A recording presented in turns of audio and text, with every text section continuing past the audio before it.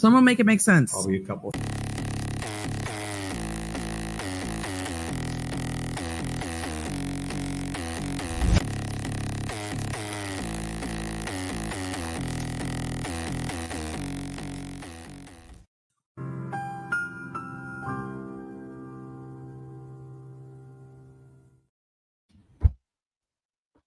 Hello, hello, hello, beautiful people. How are you guys doing today?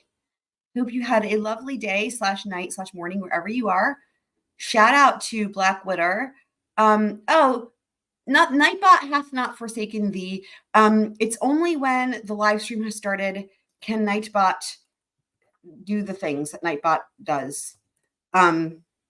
Speaking of which, how is weather right now in the Republic of Ireland? What does this mean? The May King? Better put my flowers out for the May King. Is this some sort of fancy Irish holiday? Shout out to DSN in the house. In the house, as they say at places. Which places? I don't know. That's what she said. We had some very lovely weather today. Oh, here's Nightbot. There he is. Love you, Nightbot. Oh, wait, hold on. We have a winner. Hey, he's got a bird in his mouth. This is a chicken. Also, It's a house. just for good measure, we have the Republic of Ireland. We have Nightbot with his little hands and his big heart.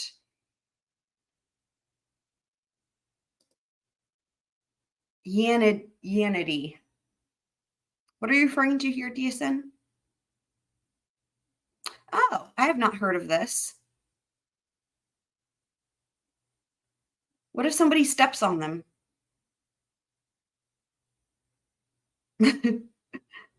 Oh, okay. I guess I didn't. I guess I assume, DSN, I assume that's the defense attorney. I didn't know his name, or I guess maybe in my mind I was imagining the spelling different. But I would assume you're referring to the defense attorney here because it was brilliant. And the prosecution's name is something funny like Lolly or something. Again, I have not seen it typed out. Just to remember, everybody, like, I can't watch it because I'm allergic to Karen's face. So, and I didn't know anything about it beforehand. I've just been listening to it. So there's certain things I don't know that you guys probably do know.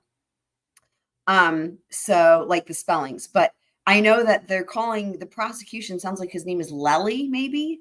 And I guess Yanity's, but the defense opening is among the best openings I've ever seen of anything, of either side, of any trial. It was spectacular. It goes down in history for me, with Mark Eiglarsh. It's an A. Okay. Gotcha. Lally. Okay. So that makes sense. I don't know if you guys have seen Mark Eiglarsh. I actually think we might watch it at some point if you guys want to, because I don't know that many people watched that trial, but I would say that and this with, is it Yanety or Yanity? I'm sure I'm not pronouncing that correctly. But they are probably tied for me for some of the best openings that I can think of in any trial. I mean, everything about it. The pacing, the roadmap. He did what you're supposed to do. I mean, and boy, I'll tell you what, it would have been phenomenal even if the prosecution had brought any type of game to the party at all. It still would have been a phenomenal opening. But I will say this for the prosecution. Yeah. I mean, it's not. It's not. Dude, this trial is really it was just, you couldn't follow it.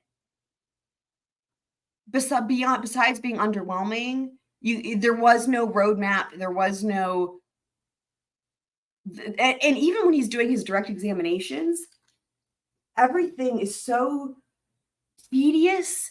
It's like not in chronological order. Nothing is linear. And his questioning, I tell you what, here's something you guys can take away from this live stream to start off with that with. If ever you are watching a trial and somebody's questioning a witness and you're listening to the question and you're like confused as to what the question is, the jury is also confused. And I tell you what, the number of times so far in the short 2 days that we've had of this trial that the witness on the stand on the direct examination, that the witness has been like, I'm sorry, can you repeat that? Like utterly confused, is probably more frequently than I've ever heard in a trial, ever. And I say that, I mean myself too. Like literally the prosecution, it's like, and the only time it's not confusing is when they're asking the same questions that they've already asked to the same witness 10 times before and to previous witnesses 10 times before, to where it's so redundant that you already know the question and therefore you're not confused as to the question, but then instead you're confused as to why they're asking it. It's exhausting. And literally, it's like, I remember there was like the couple different witnesses when he's just trying to find out about the weather. And it was like 30 minutes to get to the point of it was snowing and it was slightly windy. Yeah. Oh, wow. DSN went to high school with the second witness. That's crazy. Which witness was the second witness again? Was that the sister-in-law of the brother? I'm thinking maybe. I liked her a lot.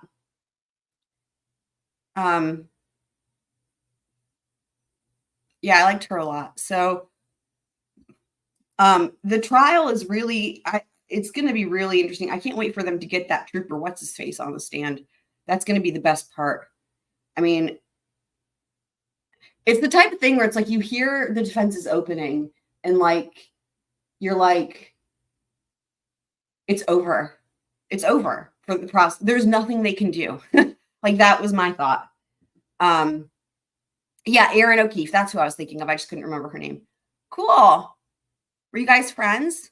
But yeah, I mean, it's like in my mind, it's like, what are, like, talk about bad facts. The bad facts in this case are bad for the prosecution from everything I can tell. And it's the prosecution's case in chief. Are you serious? Oh, wait, do you mean she was a sweetheart? Like she was nice, or she was a sweetheart? Like you guys had you had a crush on her? I don't know if that was like a term, like, you know what I mean? Like that type of thing.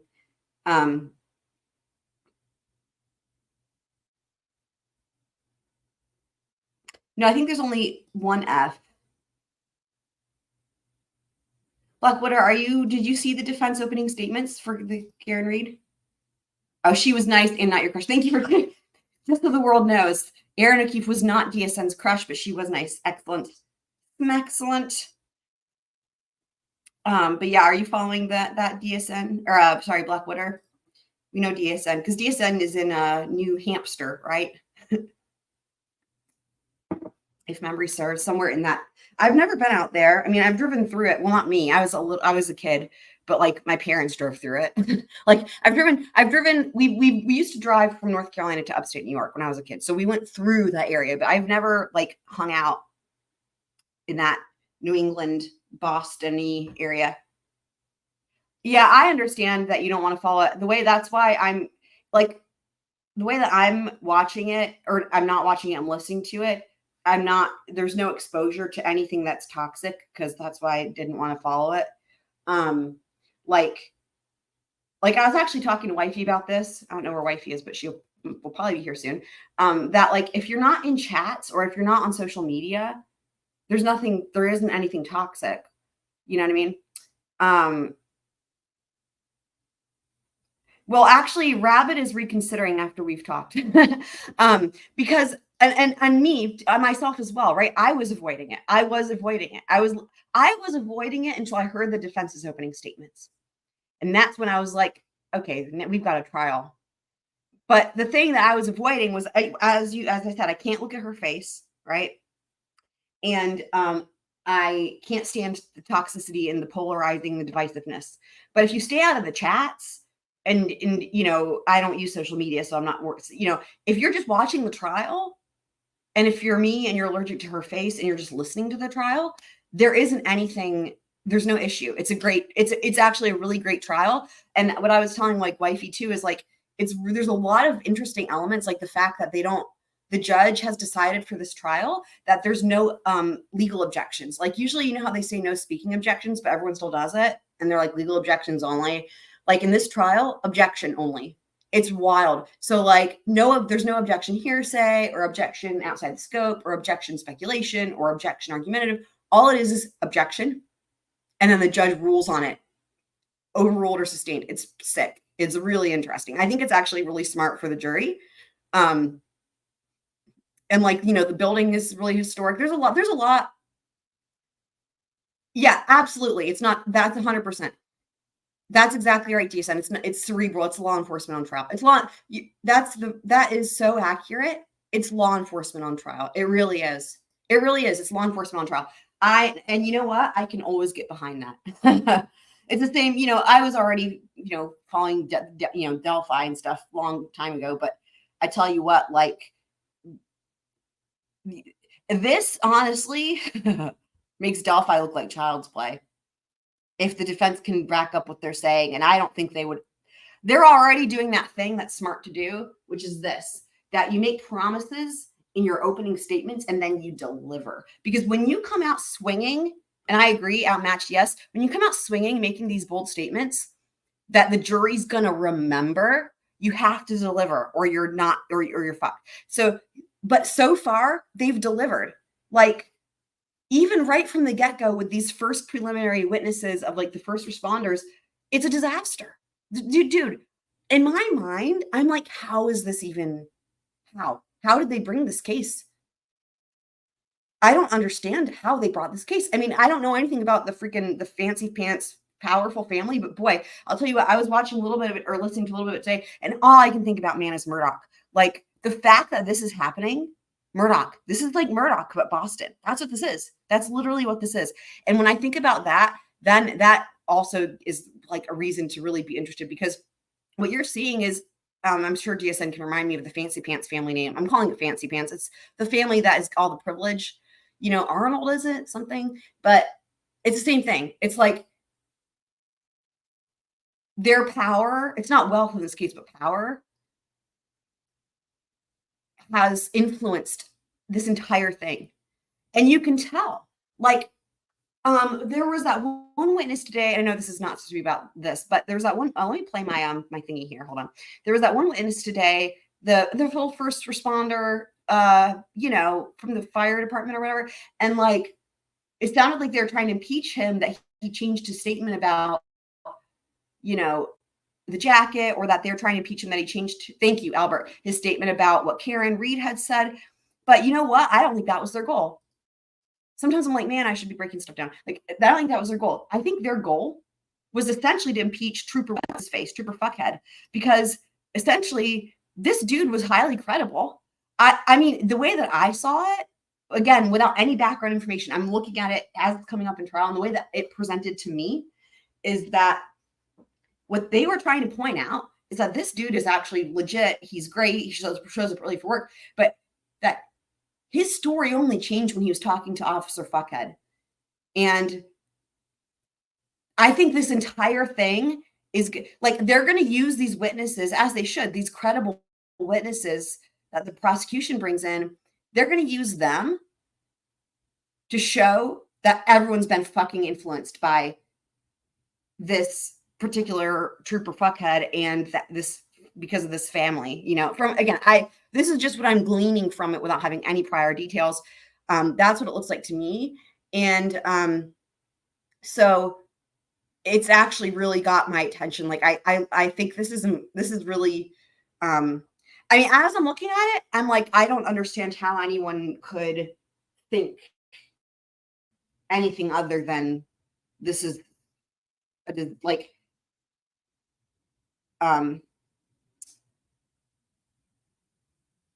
DSN says her words have more from story retelling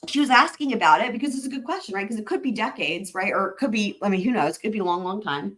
And so basically he's not on appeal, right? Because it's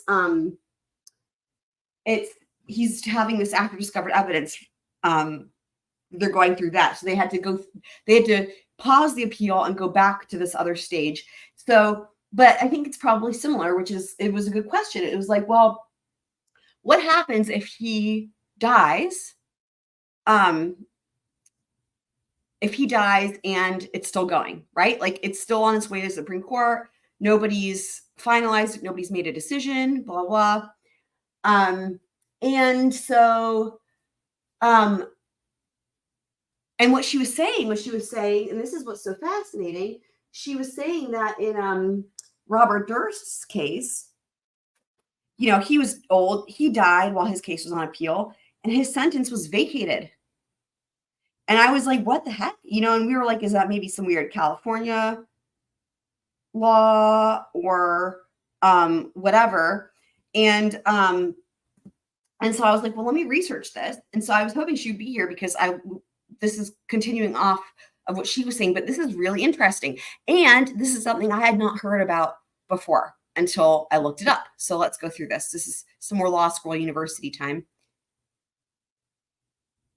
Abatement ab initio. Okay. Abatement ab initio is a rule in criminal law in which negates a conviction if the defendant died before they could exhaust all appeals.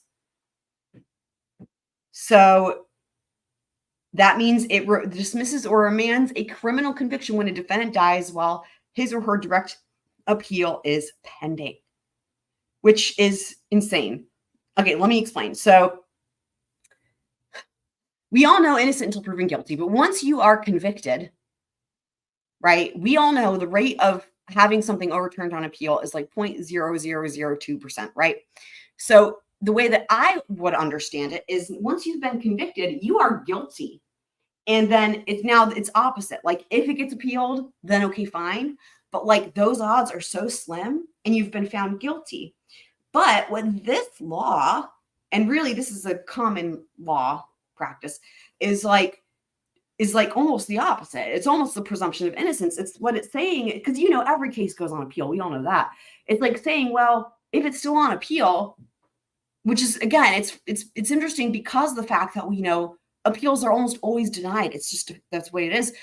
But what they're saying is if it's on appeal, which every case goes on, and the longer the sentence, you know, the longer the appeal process, could be decades, that it's almost like saying, well, it's not been finalized until the appeal's denied, which is just logic on that is where I get confused because it doesn't seem to follow. And then the other thing is that, as we know, there's so many people in prison who will be their cases will be on appeal for decades and decades. And the odds of them dying in prison of old age are quite good. So did you guys know about this? Like that this is happening? So any person that you can think of that died in prison, if their case was still on appeal, which it likely was, like any case you can think of, probably, like the only way that with like LWOP or death penalty cases that it's exhausted the appeals process and they've gone through it all and they're out of options, they would have to have been in prison for so long that you would have to be thinking of people who were convicted as like really young, really young ages in order for that to even be the case. So, but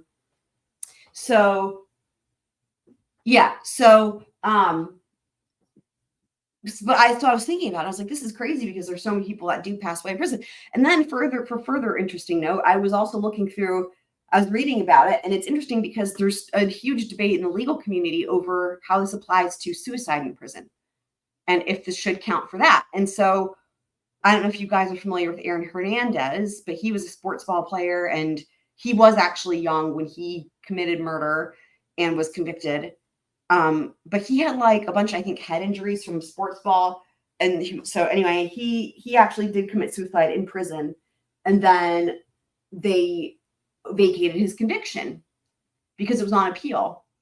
And so then there was this whole thing about, well, he didn't die of natural causes. He died of suicide. this should only apply if you die of natural causes. And it went back and forth and back and forth. And again, it was initially vacated, and then that was actually that decision was appealed and overturned. So now his conviction stands. So that would set precedent in terms of the case law that if somebody does commit suicide in prison, then if their case is on appeal, their conviction stands. But anyway, this was just news to me. I've never heard anyone talk about this and any of the, anywhere. And thank you to Tennis Girl 101 for mentioning this. Because this is a new concept that I just, and again, the other thing that's interesting about it is it is a subject for debate and discussion in the legal community.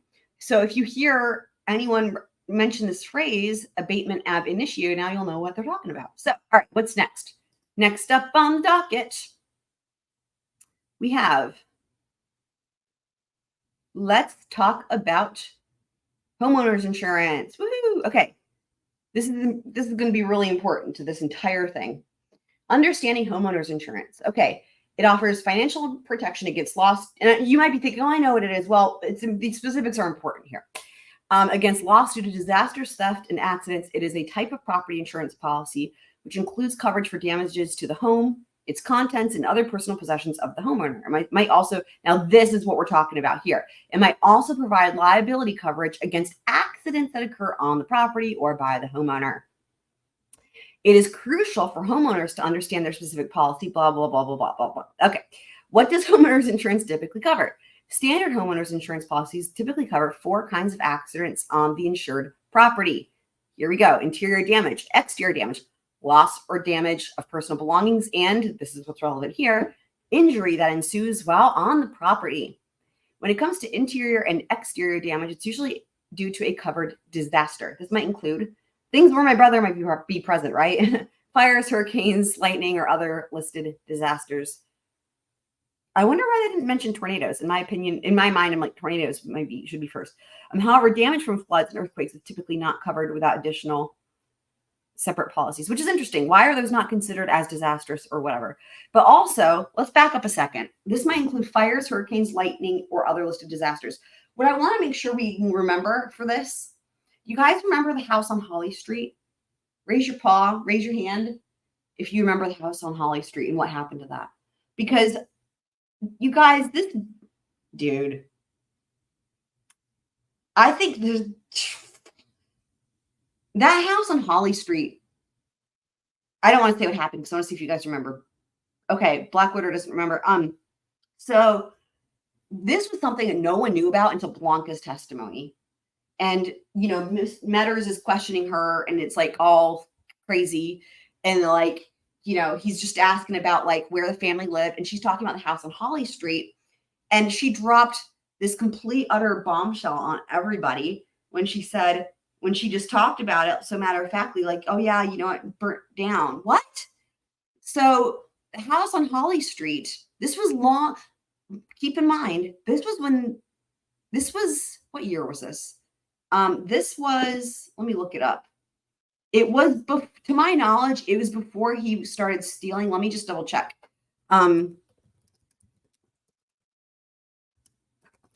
But this was a thing that no one even knew about. Okay, 2009. It was from 2009. And what's funny is if you guys recall from the trial, it seems like he started stealing around there, like 2008, 2009, around the same time is when he started with all the nonsense. Because I'm wondering if this could have been one of the first things. But what happened was the house was on fire. They determined that it was because of arson, because there was an accelerant, and they determined that accelerant to be diesel. And the investigation went, surprise, surprise, nowhere. They couldn't figure out who said it. No one was hurt, obviously, but it burnt the house down or whatever. And then guess what happens? Alex files, guess what? Ding, ding, ding. Check it out. What do we see here? This might include fires. See what I mean? Homeowners insurance. Got a freaking, filed with the homeowners insurance and got a big payout. And then they sold the house. And that's how they ended up moving and staying permanently at Moselle, because initially they had the house at Moselle and the house on Holly Street, which was in Hampton. Yeah, I know there is so much Blackwater. It's entirely understandable. I mean, it's true for me as well. Every time I go through any of it, I'm like, oh, I missed that. But yeah, isn't that wild? Like, let me just say this again. The house that they lived in when they had two houses, the house in Hampton on Holly Street and then the house in Moselle. And it was on fire due to diesel as an accelerant. They never figured out what caused it. However, they get an insurance payout. They sell the house. I know, right? Yes, exactly, right? Blackwater, you get it. You get it. Fires, falls, murders. It's an insurance checklist, right? What do they all have in common? It's insane. So we have to keep that in mind, because that's while that's not in these documents that I know of, because it's not directly relevant. It is relevant in the sense that we're talking about his use of homeowners insurance, right? And fraud and all the other stuff. So I think it is actually, we need to keep it in mind.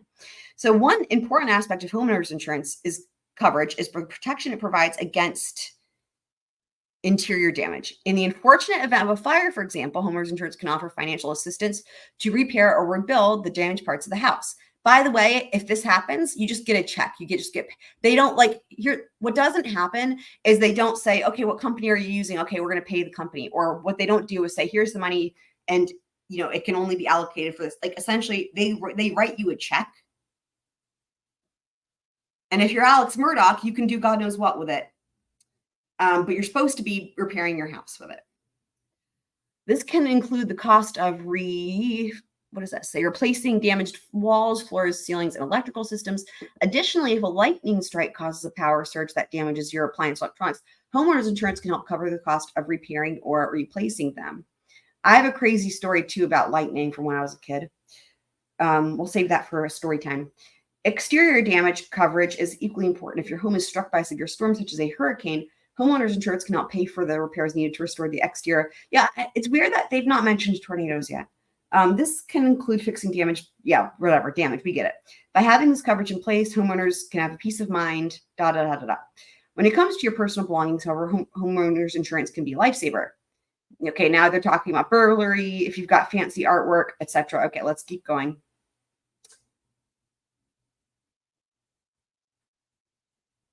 Okay, aside from property damage, then now this is what we're talking about here. The liability. We're all about the liability here. So liability coverage. This means that if someone gets injured while on your property, your insurance policy can cover their medical expenses and legal fees. Ding, ding, ding, if they decide to sue. Now, what's so funny is, I'm sure they didn't make this sentence with the expectation that the person would be one and the same, right? The person who sues is the person who owns the house, is the person who is the legal fees, is the lawyer. It's just, they expect these to be different parties in normal circumstances, right? Like, oh, one person does this and one person, but in this case, Alex does it all, including gets the money. That's a good question. That's a really interesting thought here, Blackwater, that right, acts of God. I know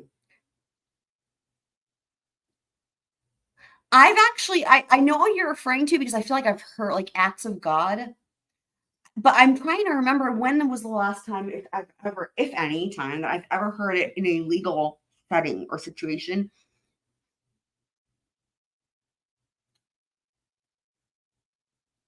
I think where that applies is exclusions from a policy, which makes sense to what you're saying.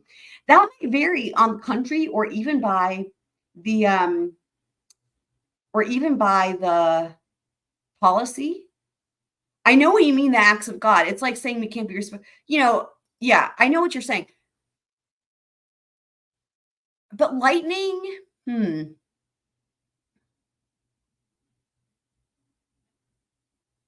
Yeah, I mean, they listed it on here. That's a good question. It wouldn't surprise me if it depends on the insurance carrier or the policy. I mean, technically lightning, right? It depends on who, like if you're Greek and you believe in like the Greek gods, then lightning, isn't that one of the gods, like Zeus or something? Like, I guess in that case, lightning by definition is an act of God or whatever. But like also technically it is a weather event that can cause damage to your house. So we're going to see the exclusions, don't worry, from Alex's policy. We'll see if it mentions anything about acts of God.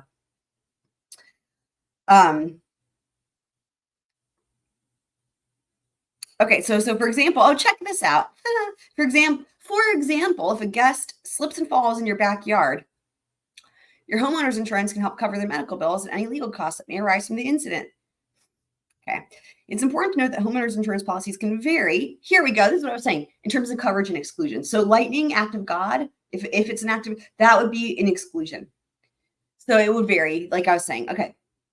Some policies may offer additional benefits, such as coverage for additional living expenses if your home becomes uninhabitable due to a covered event. Others may include coverage for detached structures on your property, such as a garage or a shed. In the UK, they might call it a garage, I think is how they say it. Understanding the specifics of your policy is crucial to ensure you have the necessary coverage in place. Homeowners insurance provides essential blah blah financial protection, etc., etc., etc. Okay, let's keep going.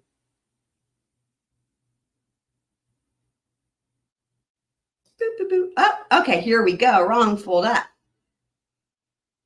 The concept of wrongful death, which, by the way, that's what this was with Gloria Satterfield. That was what this lawsuit was, is a complex and significant legal term that holds immense importance in the field of law. It refers to a situation where an individual loses their life due to negligence or misconduct. Okay, negligence or misconduct. Keep those words in your brain. Negligence or misconduct of another person or entity. Of course, as we go through this, the legal implications, there's a lot of different types of negligence. There's like willful negligence. There's like, what else is there? Like reckless, the reckless negligence. There's just like the regular negligence. Like it comes in a lot of forms. And I think that also varies on like the state too. And negligence is typically a civil charge. However, if I recall correctly, one of the things that made the Crumbly parents trial really a big deal was that, if I remember correctly, they were charged with criminal negligence, I believe. Like they brought the negligence. Yeah, I think that's what it was. And same with Hannah Gutierrez Reed, actually. Right. They both have that where I remember for sure with Hannah Gutierrez Reed, like in the jury instructions, one of the things the defense is going to try to use for appeal is the jury instructions actually use the civil version in terms of defining negligence because there isn't a criminal definition. Because it's not usually a criminal charge. It's civil. So to use it in a criminal case is just not really done. Although we saw it like in 2 cases back to back. Okay, so negligence or misconduct of another person or entity. This legal term encompasses a wide range of scenarios, each with its own unique circumstances and legal implications. All right, defining wrongful death. When a wrongful death occurs, the survivors of the deceased person have the right to file a wrongful death claim. This claim aims to seek justice and provide compensation for the loss suffered by the survivors. The compensation typically covers various aspects, including but not limited to lost wages, lost companionship, and funeral expenses. It is important to note that the laws governing wrongful death claims vary from state to state, right? Therefore, it is crucial to have a comprehensive understanding of the specific regulations in your local jurisdiction. This knowledge will help you navigate the legal process and ensure that you can effectively exercise your rights. So yeah, like I was saying, it does vary, but that's with everything in the law, right? Okay, common causes of wrongful death in homes. Tripping over dogs on stairs. Just kidding. Wrongful deaths can occur in various settings, including homes where individuals should feel safe and secure. Unfortunately, there are several common causes of wrongful death that can unexpectedly turn a peaceful home into a site of tragedy. Here we go, guys. One of the most prevalent causes of wrongful death in homes is falls. Falls. Accidental falls can happen to anyone regardless of age or physical condition. So let's talk about, actually, here, let me go put my AC on real quick. I'm like gonna pass out. Speaking of falling,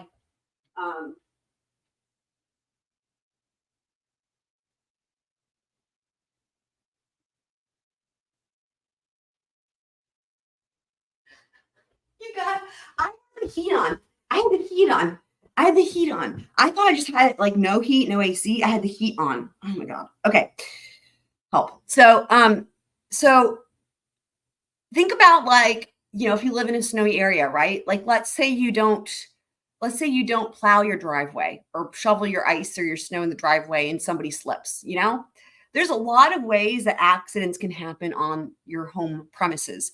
And if you have a guest over, like you are responsible for their safety.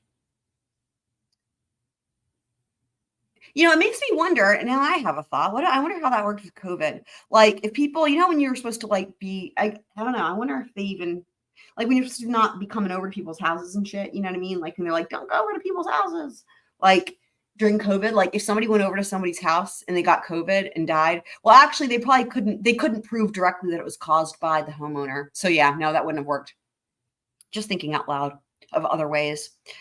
Okay. So from slippery floors to faulty stairs, these accidents can lead to severe injuries that in some cases prove fatal.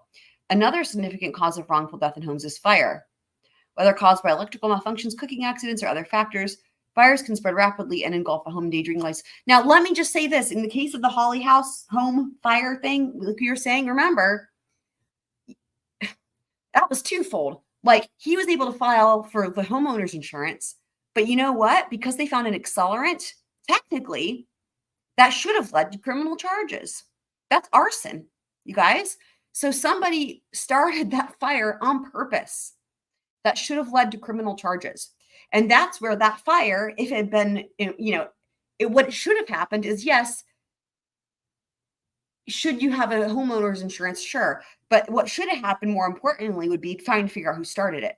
Does it remind you of anything else? Like say some murders, like they happen and instead of trying to figure out who caused it or who started it, like, does it remind you of that at all? Like, ugh, you guys, it's just,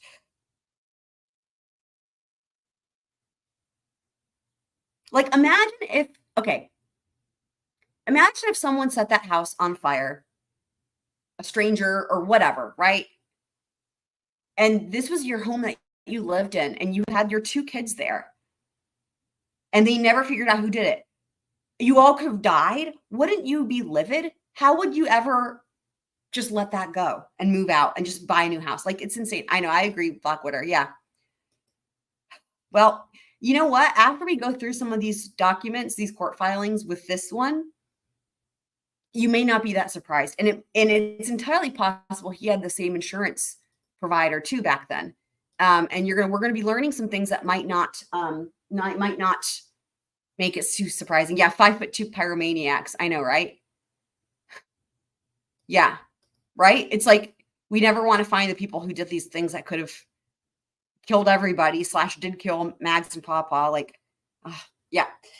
So, okay. So fires can spread rapidly and engulf a home, endangering lives of its occupants. Tragically, some fires result in the loss of life, leaving grieving families to cope with the devastating aftermath. Poisoning, this is interesting, is yet another unfortunate cause of wrongful death in homes. From accidental ingestion of toxic substances to exposure to hazardous chemicals. Well, that one makes sense. The consequences of poisoning can be fatal. So, in other words, if you've got kids and your kids have their friends over, make sure there's nothing toxic they can get into while they're there. I mean, obviously, I know you guys are doing that anyway, I'm sure. Just summarizing that sentence. Drowning is another heartbreaking cause of wrongful death, particularly in households with swimming pools or near bodies of water. So if you guys have pools, keep this in mind. Tragically, even a momentary lapse in supervision can lead to a drowning incident that claims life of a loved one. So you might be thinking to yourself, well, what happens if your kid has a friend over and you didn't know this, but the kid can't swim very well? Now you're getting into a jury trial. That's what that is. Because that's going to be facts of the case, and then it has to be decided by a jury. Because in other words, that would be what they call what's the word? Oh my gosh, I'm blanking on the word. It would mean that there could be responsibility on the kid who couldn't swim. I'm blanking on the term. I'll think of it when I'm not trying to think of it, I'll think of it. But it's almost like burden shifting, right? In civil trials, this is what can happen where it's like, well, like, let me give you an example. Like if the person, let's take children swimming out of it, but like, let's just say that somebody's at a grocery store, right?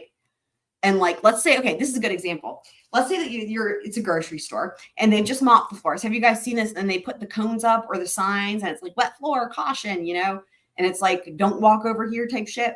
Let's say you're at a grocery store or someone's at a grocery store and that has just happened and everything is marked off and whatever. And let's say there's a person who's there and for whatever reason, they really want to go in that area. Let's say that it's their favorite ice cream is over there and they just can't live without it and whatever. And so they like make sure no one's looking. And then they walk over there right in the middle of the cones or whatever. And they slip and fall because it's wet. Well, a culpability, that's the word I was looking for in my brain. That would mean if that can be proved, maybe by like camera footage or whatever, that might mean that they're culpable. So this is where it gets really interesting with the civil lawsuits because you have to figure out who's at fault. That's the liability part, right?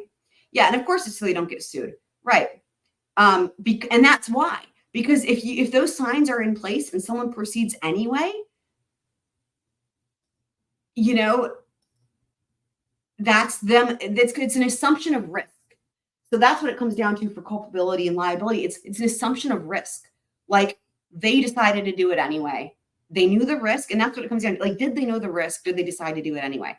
So that would be a situation of that where the risk was marked. There were signage, and they decided to do it anyway. That means that there was an assumption of risk on their part. Now, other times, assumption of risk can be implied. Like it doesn't even have to be explicitly stated. I'm going to try to think of a good example of that. Like something that is inherently risky that any reasonable person would know there's a risk, even if it doesn't require signage, like jumping off a cliff or something. I don't know. But in other words, there's different types of assumption of risk. Like sometimes it's like, was it properly marked? Was there signage? Blah, blah. Or sometimes it's just like, it's again, we've heard this in criminal trials. What do they always talk about? What would the reasonable person do? So if it looks like the reasonable person would have known that this was insanely dangerous or whatever, and that's where the jury comes in. So, okay. So yes, so swimming pools. Vigilance and proper safety measures are essential to prevent such devastating accidents.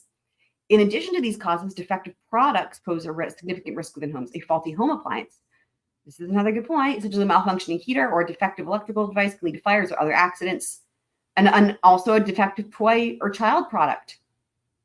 Now, in that case, the defective toy or child product would be responsible. I don't think there would be there could be a wrongful death suit, but not to the homeowner in that case, right? The lawsuit would be to the whoever made the toy. So understanding the common causes of wrongful death in homes is crucial for raising awareness and promoting preventative measures. By recognizing the potential risks and taking appropriate precautions, individuals can help create safer environments for themselves and their loved ones. Okay, homeowners insurance and wrongful death, the connection. Chucky the doll, right? Yeah, stay away from Chucky. Homeowners insurance is a crucial form of protection that measures coverage for various risks and liabilities associated with owning a home. While most people are aware that homeowners insurance can cover property damage and personal injuries, many people may not realize that it can also come into play in wrongful death cases. Enter Alex Murdaugh. Yeah, Chucky the doll is not covered by homeowners insurance. When a tragic wrongful death occurs due to accidents on the insured property, liability coverage within homeowners insurance policy can potentially cover the associated costs. They could include legal fees, any settlement or awarded damages. Remember, there's some things you want to try to remember. This is one of them, up to the policy's liability limits. Keep that in mind as we go through. This is going to come back. The whole thing about the policy limits, liability limits is going to come up to the policies. What does this mean? What they're saying is this: the homeowner's insurance, let's say there's a wrongful death. They can be very expensive, right? So medical bills, legal fees, damages. Remember, damages is a fancy word for money. That's all it is. Just money. Damages is money. So that could also include pain and suffering, funeral costs, all kinds of things, right? It's not just going to pay all of those things whatever the total is, there's going to be a policy limit, just like with any other insurance that you guys might be familiar with. So in other words, that is important because that's going to help determine, right, like if they are going to settle or not, and if they're going to go to a jury trial, because they want to make sure that it's not going to cost more than that policy limit. For example, if a visitor slips and falls on a homeowner's insurance property resulting in a fatal injury, the homeowner's insurance may provide coverage for the resulting wrongful death claim. This coverage can help alleviate the financial burden on the homeowner and ensure that the victim's family receives the compensation they deserve. However, it is important to mention that this coverage generally pertains to unforeseen accidents and is not usually from accidents that result from deliberate actions. If a wrongful death claim is brought due to an intentional act committed by the homeowner or another party, it is unlikely that the homeowner's insurance will provide coverage, but an experienced lawyer can help investigate the facts to see if there's a path forward. Now, what happens if there's an experienced lawyer who, A, lives at the home, B, may have had something to do with any of it, and C, is a lying, cheating bastard, and D, specializes in, guess what? Personal injury cases. Well, then you have Alex Murdaugh.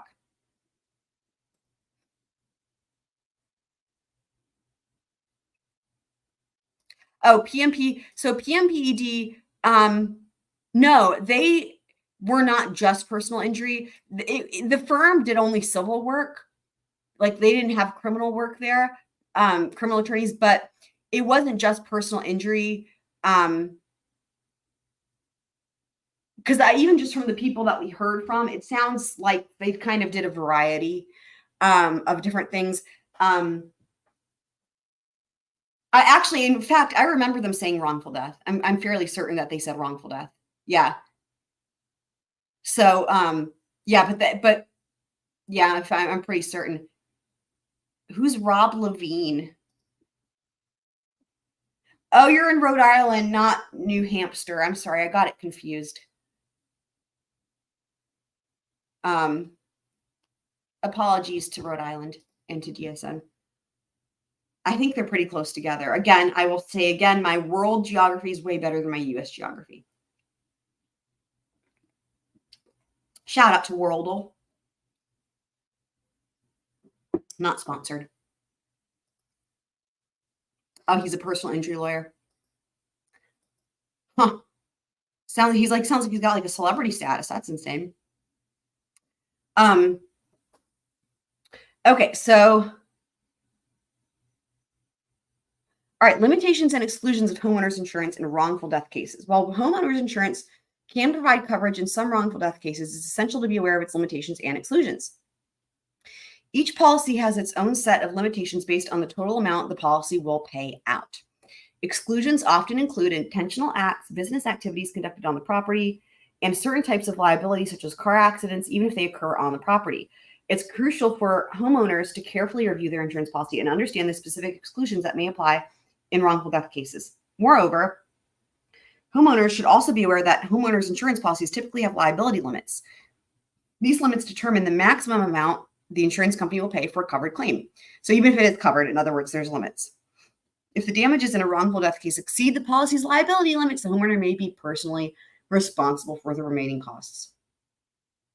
Understanding, so that's very applicable here, right? In terms of the policy limit for with the Gloria Satterfield thing, and then Alex being responsible. Let's also keep in mind this is kind of similar too for like in the boat case, because they sued. There were multiple parties being sued in that one, and Alex was only one of them. And part of it was trying to figure out who's going to be responsible for what portion. Okay, who was Gloria Satterfield? Okay, so I know, you guys probably are, I know you're familiar, but just for anyone who's watching ever in the future or whatever that doesn't, obviously she was the housekeeper for decades. She basically raised Paul and Buster. So here it says the oldest of 8 children, Papa and Bus. The oldest of 8 children, Gloria Satterfield was the type of person who would help anyone in need, whether it was volunteering once a month at a local food bank or staying late at the home of South Carolina attorney Alex Murdaugh, his wife Maggie, and their 2 sons, Paul and Buster, where she worked as a housekeeper. The outgoing mother of 2 adult sons always made herself available. She loved Maggie and Alex and Paul and Buster just awfully, said Tony, her son. She loved what she did, her job. She took pride in it, and she talked highly of them. Of course she did. Everyone did. Now, Ginger, this is Gloria's sister. This is heartbreaking. You guys, this is fucking heartbreaking. Look at this. Gloria would have given Alex anything she had. If Alex would have asked her for whatever, she would have given him the shirt off her back to help him. It doesn't get any more fucked than that, does it? Because, of course, that's the case. Like, that only makes sense, right? And it sounds like, here's the thing that's so shitty. It sounds like everyone in Alex's life was like this. Everyone in Alex's life, whether it was Miss Shelley or Blanca or his coworkers, Paul and Buster's friends, literally everybody who testified in that trial would have given the shirts off their back for him. I don't even know how you can, what you can, like, how many people are that lucky that have so many people in their lives like that? It's just insane. It's just such a shame.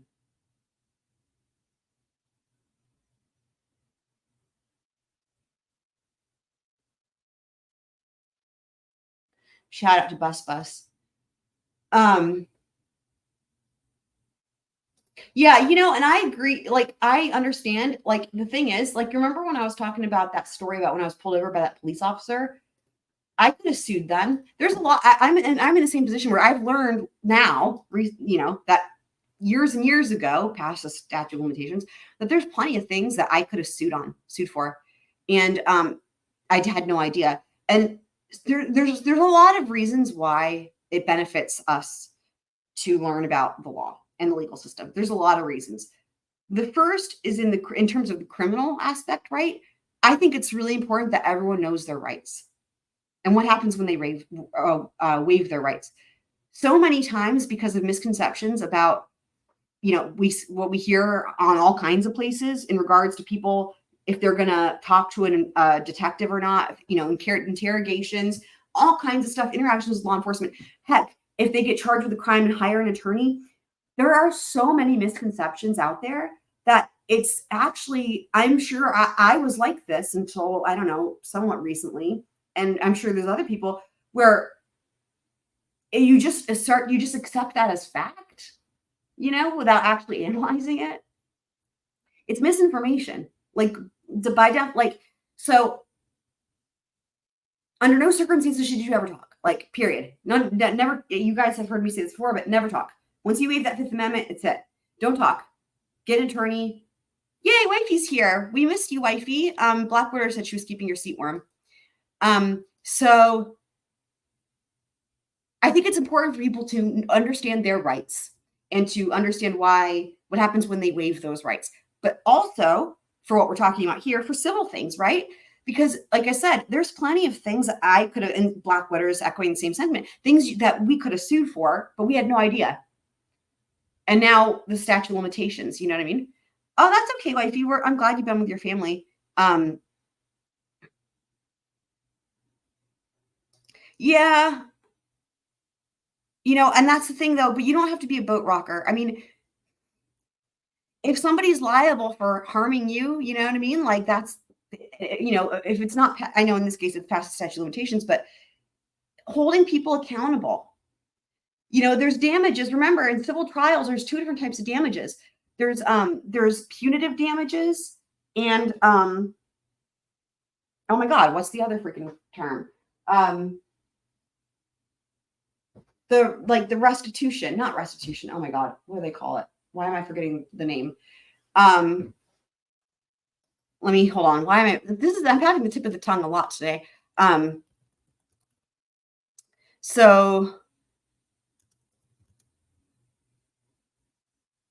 Right, compensatory. That would be what I was looking up. Compensatory. So to compensate them for a loss. And then there's punitive damages. And punitive damages is so that they don't try to get away with it again. So they learn a lesson. A good example of this in the Maya Kowalski trial, which was civil. You guys have heard me talk about this before. with Johns Hopkins. The jury, what's really interesting in that case and in civil cases, the numbers are kind of arbitrary to a certain extent. Like, you want to try to be accurate if you're asking for compensatory damages. But in terms of punitive damages and also in terms of compensatory damages for things like pain and suffering, it's completely arbitrary.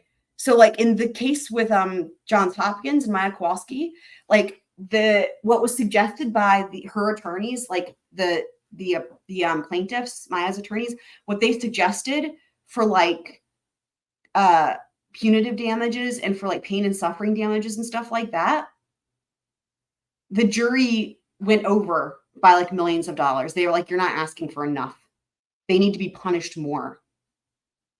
It was like, this is like groundbreaking. Like, this was like never been seen like this. It was really crazy. In fact, it was so crazy that even the judge was like, they're trying to punish them too much.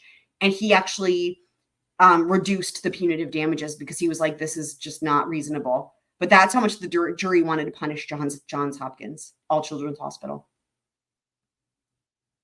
So,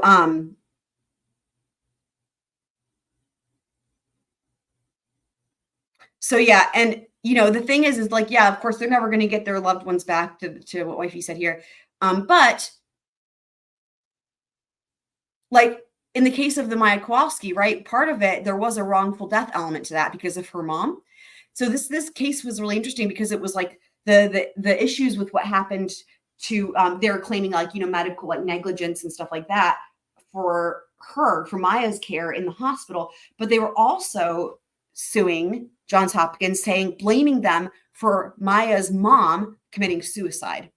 And that was the thing that was the biggest long shot for the plaintiffs in this case, that was really kind of a stretch to prove, that they had any relation or whatever. And it was kind of just like, no one really thought that was going to go through. But what happened in that case was not only did it go through, but that was the reason why the jury awarded so much money to the family, and it was punitive damages as well as compensatory. So they awarded, compensation for all the medical fees and all that, medical bills, but then then pain and suffering, and then punitive damages. So yeah. So, okay. So let me read this again. So Gloria would have given Alex anything she had, Ginger adds. If Alex would have asked her for whatever, she would have given the shirt off her back to help him. You can't have a soul to do what he did. He's a shell of a man. Ginger, and again, that's Gloria's sister, and Tony are looking to the future. I want Gloria to be remembered for her kindness and giving nature. Last year, in her memory, Gloria's family started a foundation called Gloria's Gifts with the goal of making sure needy children get at least one gift for Christmas. We just want to help people because she struggled, and we just want to help people that struggle. It's her legacy, says Land, as in Eric Land. It shows that she didn't die in vain, that her death had a purpose. Now we can smile when we hear the name Gloria. And yeah. And of course, as we know too, Alex knew that the two boys, when they were still young at the time when she died, they were going to lose their home. It was a trailer. They were going to lose their home, and he knew that, and he stole the money.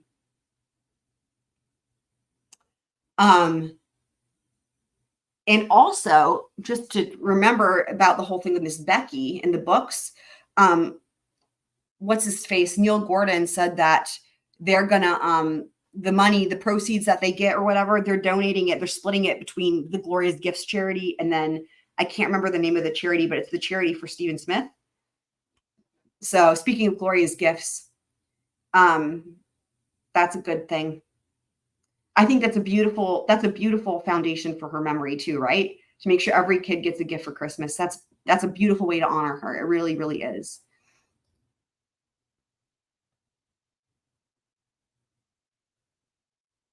Okay, now here's her obituary. So she was 57. Mrs. Gloria Harriet Satterfield, 57, of Furman, passed away on Monday, February 26, 2018. She was the widow of David Michael Satterfield. Funeral services will be held at 3 o'clock, etc. I say etc. just because it's just talking about the church or whatever. Born February 8th, 1961 in Hampton, she was the daughter of late Eric Harriet Sr. and Elizabeth Shepard Harriet. She was a member of the World Harvest Church in Hampton. She liked tennis, loved kids, and her favorite color was purple. Most of all, she will be remembered for her laughter and outgoing personality. Surviving two sons are Brian, little B, Harriet. He's the one who has special needs. And then Tony, who we know of, he spoke at the trial. It's going to name some other family. And look, they're in Varnville, of course. Look at this, you guys. I didn't even see this. This isn't her. I'm sorry. Have you got? Okay, I'm on the second paragraph, and I've just stopped in my tracks because I didn't actually read all of this, and I didn't see this until now, and I've not heard anyone mention this until now. Look at this. In the I can't even get the words out. In the paragraph about her surviving family members, look at the very end. You guys, I can't. In her obituary, at the very end of this paragraph about who is surviving her for her loved ones, the last sentence says, and those she loved as her family, Alec, spelled A-L-E-C, and Maggie Murdaugh and their family, Randolph and Libby Murdaugh, and Barbara Ann Mixon, who was one of the caretakers for Libby. So she even considered one of Miss Libby's caretakers as a dear friend and family to her. This is...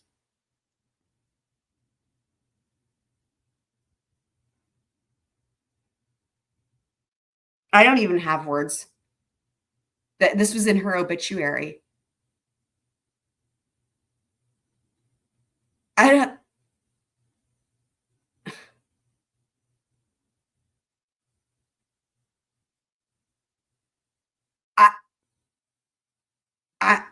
I'm speechless. Yeah. Yeah. This is unbearable. This is unbearable. It, like, who thought it could have gotten worse, right? Not only, we already heard the part about how she would have given the shirt off her back. I mean, fuck. This is in her obituary. I don't even... Those she loved as her family, Alec and Maggie Murdaugh and their family. And their family. And their families. She's listed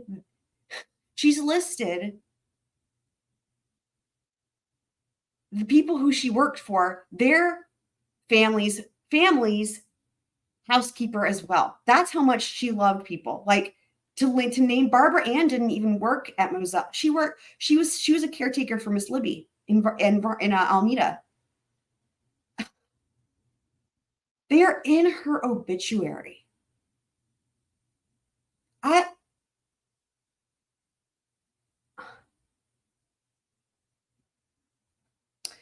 In lieu of flowers, the family has requested that. How have we not? I'm just still blown away. Like, how have I not seen this? How have I not heard this? It's just okay. In lieu of flowers, families requested that memorial contributions be directed to her memory, to the American Kidney Association or the Wounded Warrior Project. Wow.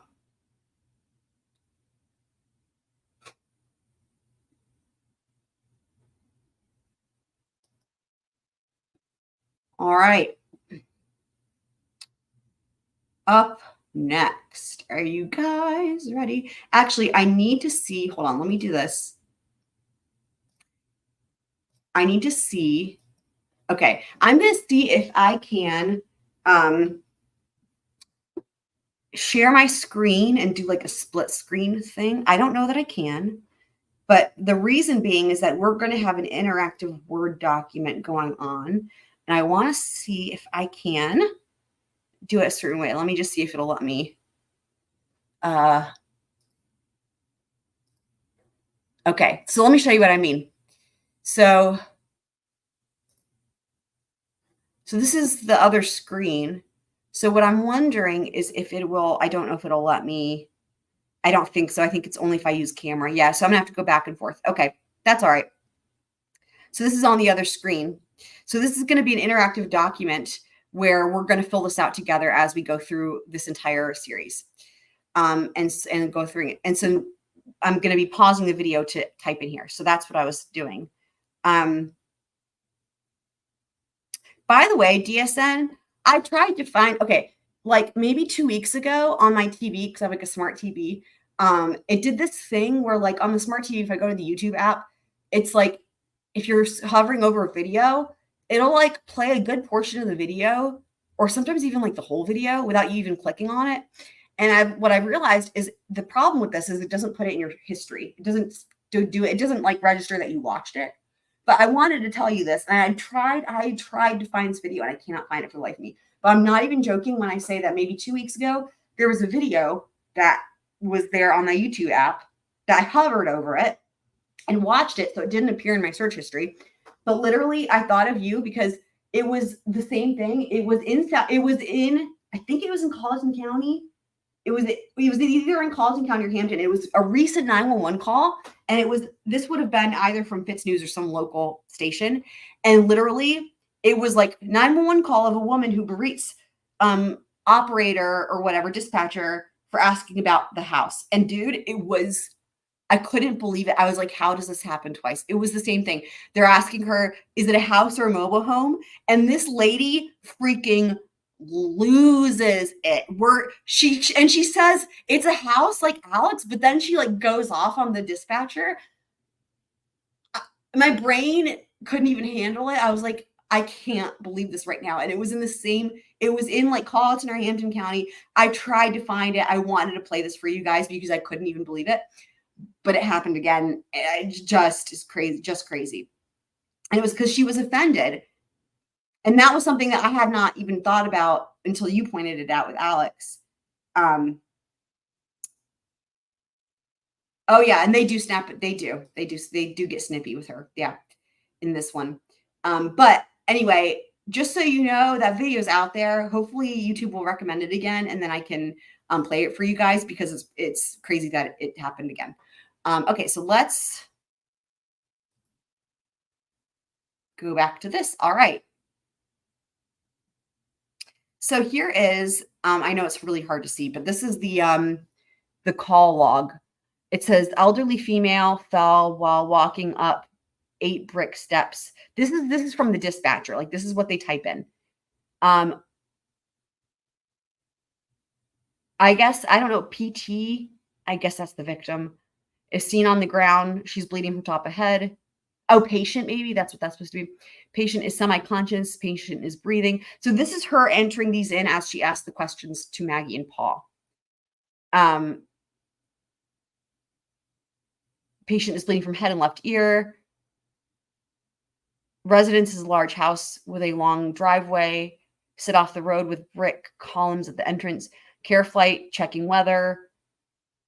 And now here they're looking at a landing zone for the helicopter. At 318 Moselle Road, Care Flight expects something advanced care. They will meet at the helipad. And then they were unable to get to there. Care Flight notified and accepted. And here's all this other stuff. So, okay. So let's get into this. And what I will do is yes, thank you, Blackwater. What I'm going to do is, as things happen that are like, as we hear, because like, again, we're going to first start by logging the details that Maggie and Paul say from the call. So what I'm going to do is I'm going to pause it so I can go over and we're going to type this stuff in as we hear it. 9:24 a.m. 38 seconds, February 2, 2018.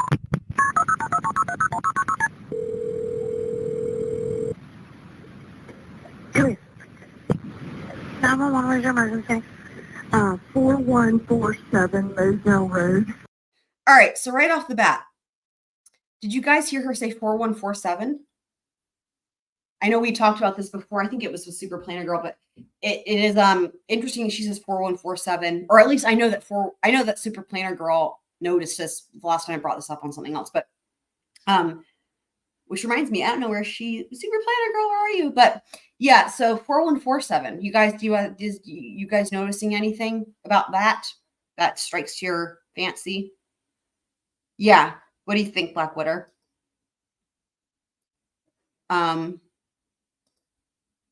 Let's do this. All right. So first thing I'm going to put in here, can I do this? Yeah, try that, Blackwater, because it worked yesterday with DSN. So So my thoughts on this, remember, we talked about this during the trial because it was really interesting that was the only address they used in the trial. And even when they're using the GPS data and shit like that, and they're like referring to the house, they're calling it 4147. So I was thinking about this, and I was thinking, like, I wonder if it's because we did hear a lot of testimony about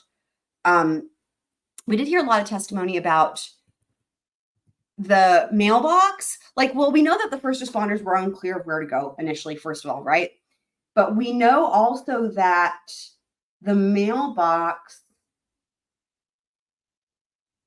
for the property is at the kennel entrance, which is 4147.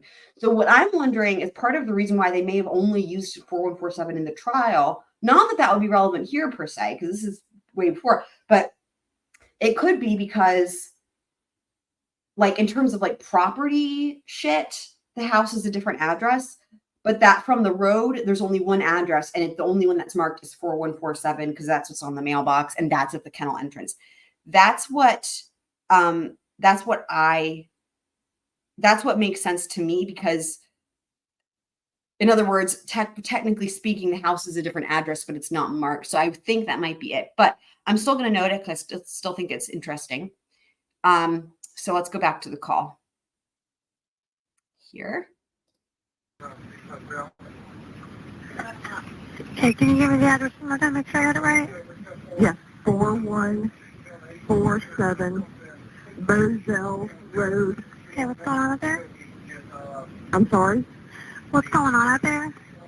My housekeeper has fallen and has... Are you guys hearing Paul talking in the background? Let me rewind that a second. I actually hadn't noticed that before. Listen carefully, see if you hear Paul talking in the background. 47. Yeah, I heard him. You guys, I heard him. Did you hear him? Okay, can you give me the address one more time? Make sure I got it right. Yes, 41. That's somebody, Paul or Alex. Now remember, Alex is supposed to not be there, so that's part of why we're going through all this. That's a male voice talking in the background. 47. Who does that sound like? What was your emergency? 4147 Moselle Road. Okay, can you give me the address one more time? Make sure I got it right. Yes, 4147 Moselle Road. Okay, what's going on out there? I'm sorry? What's going on out there? My housekeeper has fallen and her head is bleeding. I cannot get her up. Okay, you said she's fallen. She's bleeding from the head. I don't know, you guys. Are you hearing the voices in the back? It's a male voice talking to somebody. Remember, the only people who are supposed to be there are Maggie and Paul and the dogs. Out there? I'm sorry? What's going on out there? My house. So that's a good. So that is the helicopter. Yeah. So because there is a landing strip, that is something that is unknown. That has come up, that people have wondered. Nobody knows why they couldn't or didn't land it there. But it looks like, from looking at the beginning thing there that we had, where it had the 911 dispatch record call thing, it said redirected. I don't know why, but that happened through dispatch, it sounds like. So I tend to agree, but the reason this is significant is because Alex is supposed to be at work when this happens, right? Alex is supposed to be not home. So whether it's Alex talking or Paul talking to somebody, whoever is talking is, first of all, not talking to Maggie. They're talking to somebody else. And unless Paul has got schizophrenia and is talking to himself, let's listen one more time. I swear. Okay, can you give me the address one more time? Make sure I got it right. Yes, 4147 Bozell. It doesn't sound like Paul. We're going to hear from Paul in a second. Road. Okay, what's going on out there? I'm sorry? What's going on out there? My housekeeper has fallen and her head is bleeding. I cannot get her up. Okay, you said she's fallen. She's bleeding from the head? Yes. Okay. How old is she? I'm not sure, like 58 maybe. Do you know if she fell from standing or not? No. No. Where'd she fall from? She fell going up the steps, up the brick steps. I'm still hearing voices in the background. Like, sounds like more than one. Okay, so she outside or inside? Outside. Okay. How many steps is there? 8. Okay, is she on the ground or is she up near the top? She's on the ground. She's on the ground. She's on the ground. Is she conscious? Okay, I've been listening to the voices in the background, so I'm not logging my details. Sorry, guys. Let me go back. This is just like with everything else, right? This has not been given the attention that many other things have, right? Like, for example, if you compare this to the Alex's 911 call, obviously that has gotten a lot. This has not been given the attention, and I include myself in that, of listening, really listening with the same type of what's the right word? Giving it that level of attention to detail. So I'm listening for the voice in the background. I'm supposed to be also logging the details of what they're saying. So let me bleeding. I cannot get her up. go back. Hold on. I didn't go back far enough because I'm supposed to be typing these in. Need assistant. 4147 Okay, here's Rose. Bozell Road. Okay, what's going on up there? I'm sorry? You know, now that I know it, that I'm listening for it, those voices are really audible. What's going on up there? My housekeeper has fallen and her head is bleeding. I cannot get her up. Okay, so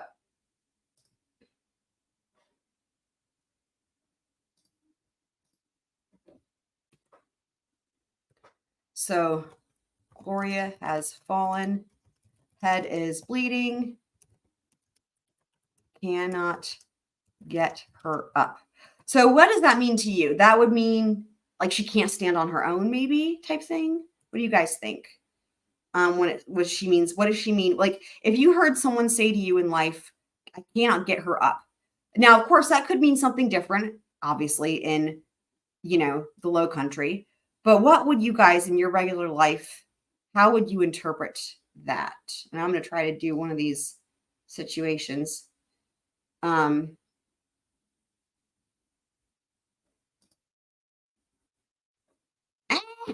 did it do the wrong thing? I tried to click the square. There we go. So, yes. So, what do you guys think? If you heard someone say cannot get her up, what would you interpret that to mean? And let's go back to the call. This actually is working better than I anticipated in terms of being able to go back and forth like this. Yeah, good job, StreamYard. Way to go. Okay, you said she's fallen. She's bleeding from the head? Yeah. Okay. How old is she? I'm not sure, like 58 maybe. Do you know if she fell from standing or not? No. No. Where'd she fall? What did they ask? Did she fall from standing? Hold on, that's important. Fell from standing or not? Hold on, let me go back. Do you know if she fell from standing or not? Is she saying, do you know if she fell from standing or not? That's what it sounds like. If that's what that is, that's what she would mean is, was she standing before she fell? Hold on. How old is she? I'm not sure, like 58 maybe. Do you know if she fell from standing or not? What do you guys think she's saying? Do you know if she fell from standing or not? No. No. No. I need y'all's help on this because I can't, this doesn't make any sense. Like 58 maybe. Do you know if she fell from standing or not? What do you guys think that she's saying there? I guess until you guys pipe in, I will type that in here tentatively as a quote. Let's see. Do you know if she fell from standing or not? And then Maggie says no. I don't know what to make of this, you guys. Okay, I'll play it again because this doesn't make any sense. Let me go back to it.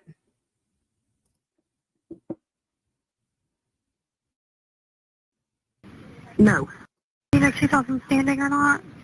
No. No.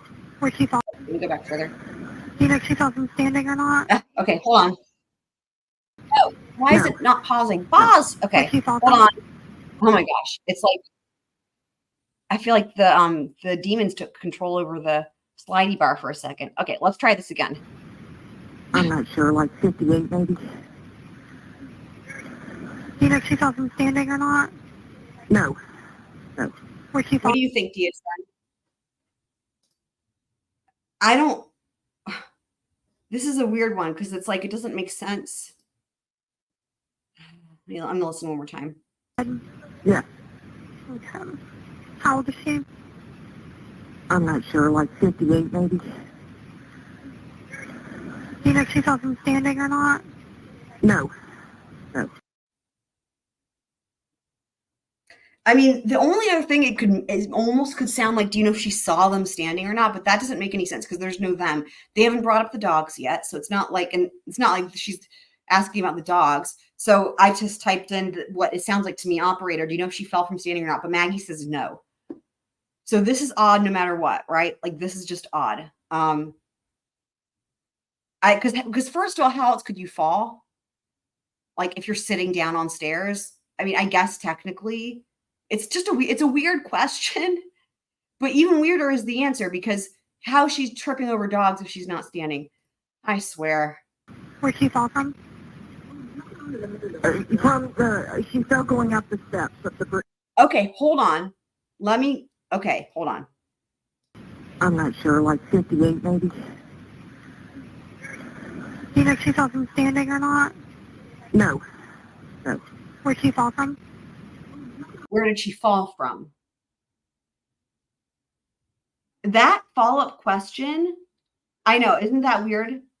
That follow-up question, though, makes it seem like that's the only thing she could possibly mean, right? Where did she fall from? Now, Maggie doesn't understand what she's asking and thinks she's asking about the location on the property. Let me back it up one more time. This is really interesting. Do you know if she fell from standing or not? No. No. Where'd she fall from? She fell going up the steps, up the brick steps. Okay, so she outside or inside? Outside. Okay. You guys, this is just, all right. So I think this is how this question goes. And then fell going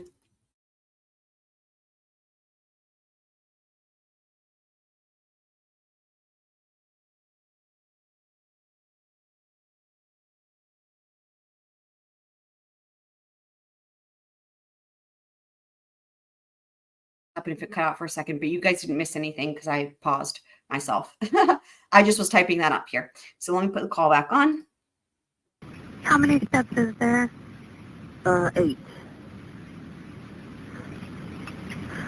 Okay, is she on the ground or is she up near the top? She's on the ground. She's on the ground. Is she conscious? No, not really.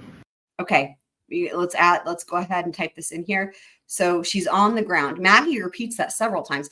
This is actually going to be important, you guys, because what you're going to find is there's a lot of interesting things coming up in this. This is why we're covering it, because Paul is interviewed, Maggie's interviewed, Alex is interviewed. They're all interviewed separately after this incident. Okay. So, all right. So, Maggie says, and remember, why else is this important? Because everyone who was there is dead except for Alex. So just like how Paul spoke to us from the grave with his Snapchat video, this is Paul and Maggie yet again. This is all we've got to try to figure this out, is them, this 911 call, but then their interviews, right? In terms of them saying what they say happened. She's on the ground. She's on the ground. Oops, sorry. If only the dogs could talk. And then also, when asked if she's conscious, That's not how you spell that. No, not really. Okay. Back to the call. Back to the call. Is she awake at all? Yeah, so that's a good point, that she was falling. Yeah, I think so too. But Maggie says no. It was a yes or no question. Maggie says no. Oh, thank you, DSN. Unfortunately, I've maxed out. I maxed out a long time ago on Fitz News's on Fitz News's paywall. So there's no way I can click on that. But if you want to tell us what it says there about that part in question, I would really, or if you can like screenshot a picture and send it, because I could not open that link. It will, yeah. I've maxed out on like that one, and then there's like Greenville Online, and then there's like a couple others that they've cut me. They cut me off like a month ago, probably. Yeah. Okay. Hold on, I missed that question. Let me rewind. Oh. Yeah. Okay. Is she awake at all? Yeah. Okay. Is she saying yes or no there? Hold on. No, not really. Is she awake at all? Yeah. Okay. I can't tell if she's saying yes or no. Does she say yes there? They don't have that one line? Oh my God. What about that part with the awake part? Do they have that? You know what? Maybe they couldn't tell what was happening there, and that's why they didn't type it out. Jeez. Let me rewind that one more time. I think she's saying, is she awake at all? And then she says, yes? No, not really. Is she awake at all? Yeah. Okay. But that doesn't make any sense, does it? Because that's what I thought, Blackwater. But see, okay. All right. Well, we're going to go ahead and start working on our inconsistencies, in my opinion. So when asked if she's awake at all,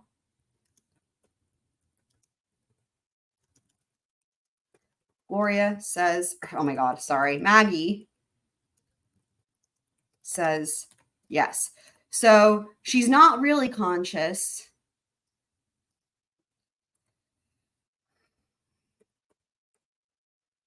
So I would say here we have one that, okay, first of all, was not standing. I mean, we could already go, there could already be a million here. Well, just from what we have, was not standing before she fell. Is not really conscious, but she's awake. Sadly, this is just the beginning.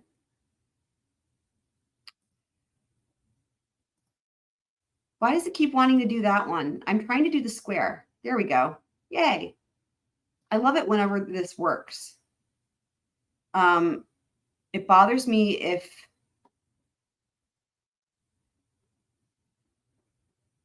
here, hold on. I'm a stickler for the formatting being not wonky. Why does it keep wanting to do that? I've literally never even used that empty circle, so I don't know why that's there. It keeps wanting to do that, but I'm like, knobby. Is not really conscious, but she's awake. Let me see what you guys are saying. So dispatcher, is she awake? Maggie, ma'am, she's not there. She's not responding. We haven't gotten to that part though, DSN. You're ahead of us. We haven't gotten from that part in the call. Yeah, we haven't gotten to that part yet. Thank you though. But we're not there yet. You're okay. I got you. The part that I was just wondering about was where yeah, she says, she asks if she's awake and Maggie says yes.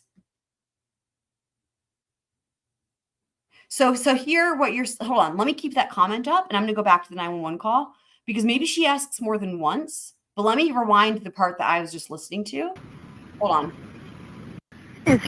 Yeah, she's on the ground. She's on the ground. She's on the ground. Is she conscious? No, not really. Is she awake at all? Is she awake at all? Asked the dispatcher. Yeah. Okay. So what, she must ask that twice then?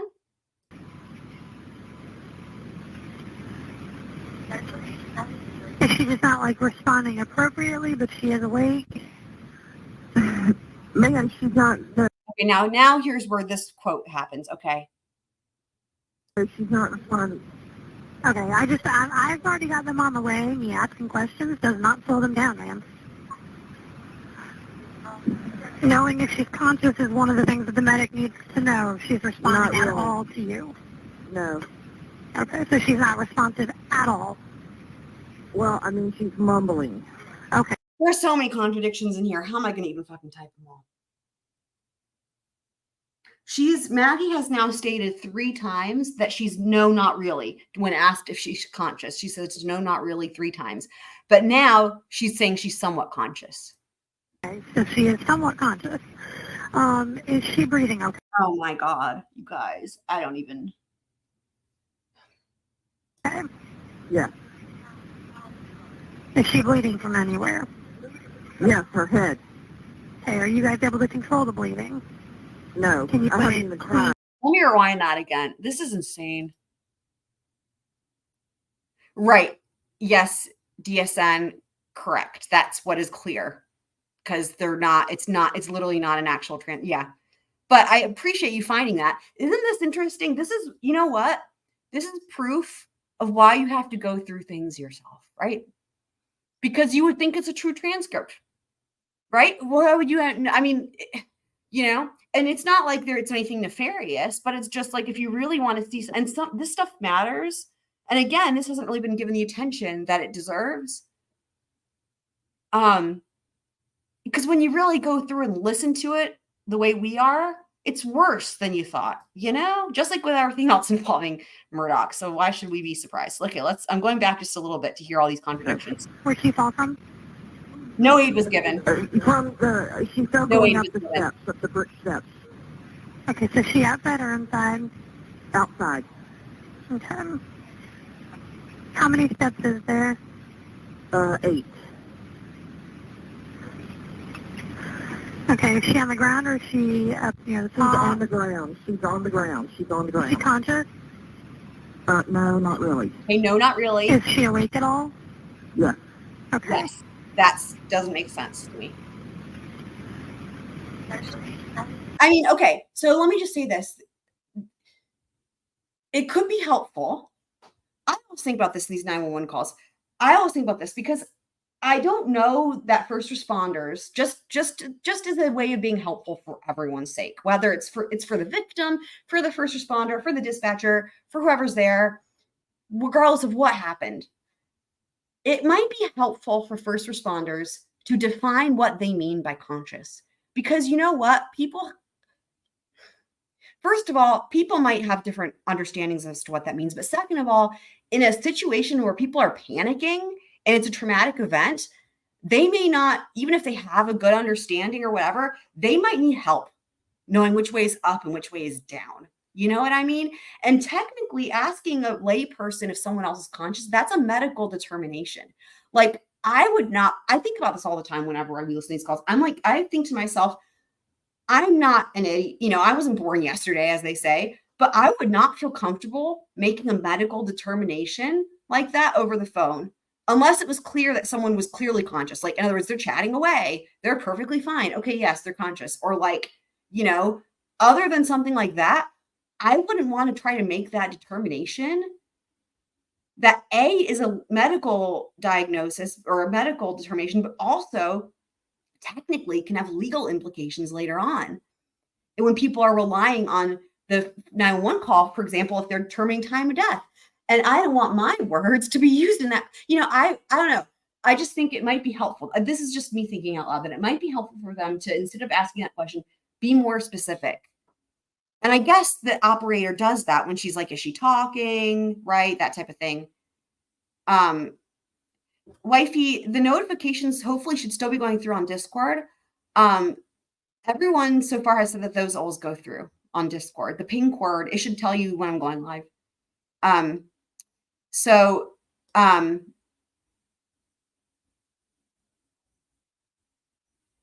So yeah, but do you guys see what I mean? Like it might be helpful, but that could be again why she does follow it up with, are they awake? Are they talking? I don't know. I'm just thinking out loud because it's like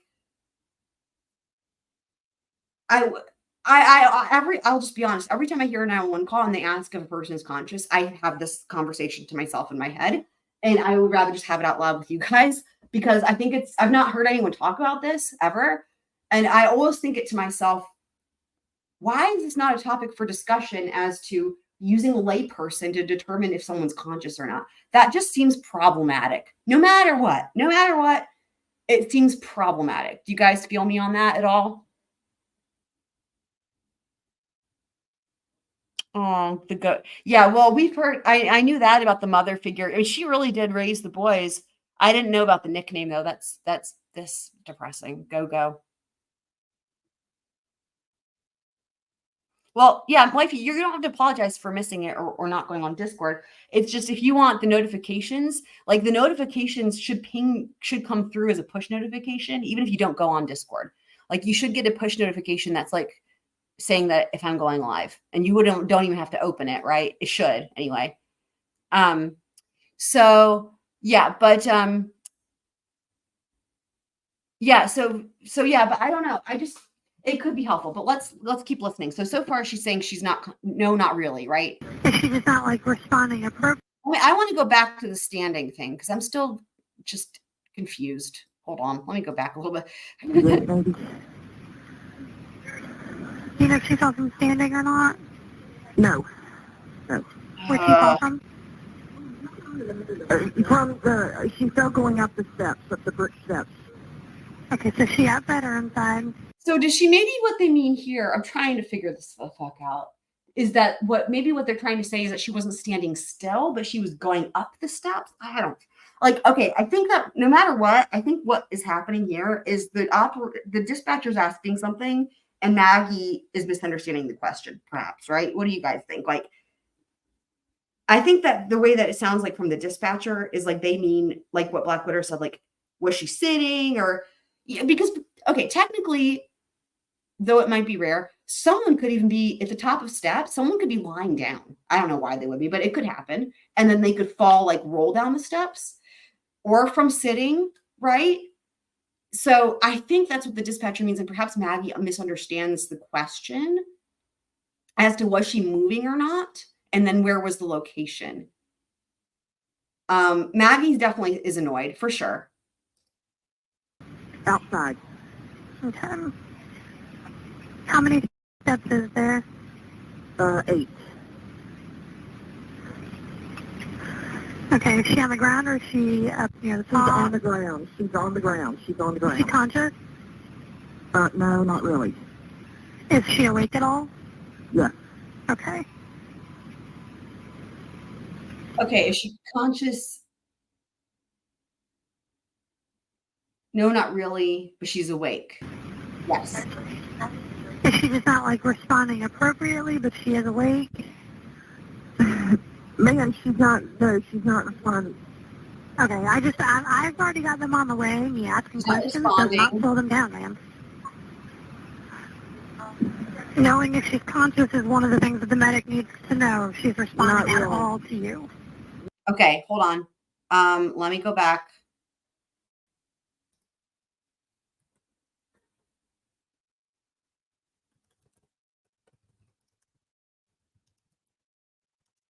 Maggie says she's not responding. Reiterates, thank you, auto correct thing. Reiterates that she's not really conscious. Yeah, I agree with you, DSN. That's a tough one. I think that the only way to really try to figure this one out is from how Maggie interprets that question.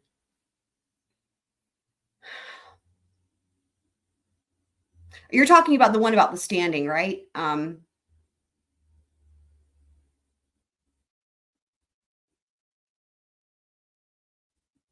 Because she gives a definitive no, correct? Let me go back again at the question about if she's awake. No. Hold on.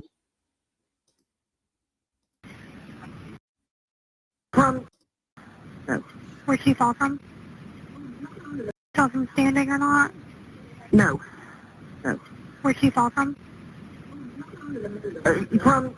She's still going up the steps, up the brick steps.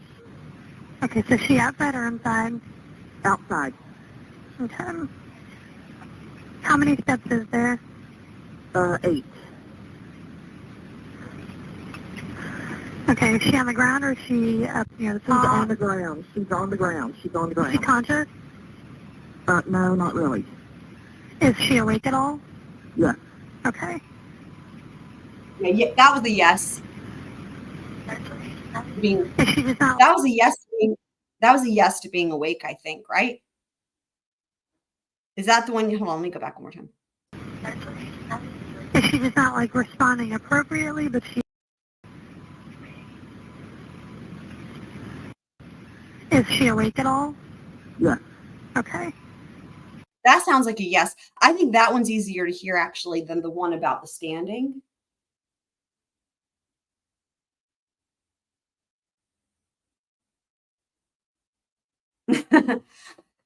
I know this is a challenge, isn't it, DSN? It might be, I might be one of those things. I don't know if any of y'all are using earbuds. It might be one of those things where sometimes things are easier to tell with earbuds, and I don't have earbuds in because otherwise, I don't know if you guys have this problem, but like for me, it's just my talk. I can't talk with earbuds in. So I don't know if any of you guys are using earbuds, but I will go back after the live. I'll listen to it with earbuds and see if that makes any difference for me. But I know that sometimes people say that with these 911 calls. It's also possible, I'm not going to, okay.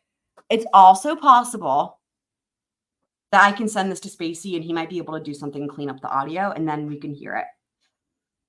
I think he might do that because it's not long. I know we're pausing it a lot. The call itself is like 6 minutes. And he wouldn't have to listen for it. He would just have to clean up this. Like if you were to just clean up the sound, right? It's not like he would have to listen to make a transcript. He might be able to do that. I will ask. You've Bose over ears on. Okay. And it seems like you're not able to tell much better than I am. So thank you, DSN. Yeah. I did ask Spacey recently about something else. It was actually a hearing. If he could possibly work on the audio for me, and he did say he would for that. And I had asked him that question before I realized the hearing was like hours long. And so then I was like, yeah, I'm not going to have, like, that would take him, I don't even know how long. So then I revoked my question, but the fact that he was like, yeah, I'll do it. You know what I mean? Like pretty much like, he was like asking me to send it over or whatever. So I think that this could be possible for me to ask him about this. Cause again, this call is like only 6 minutes. So, okay, let's keep going.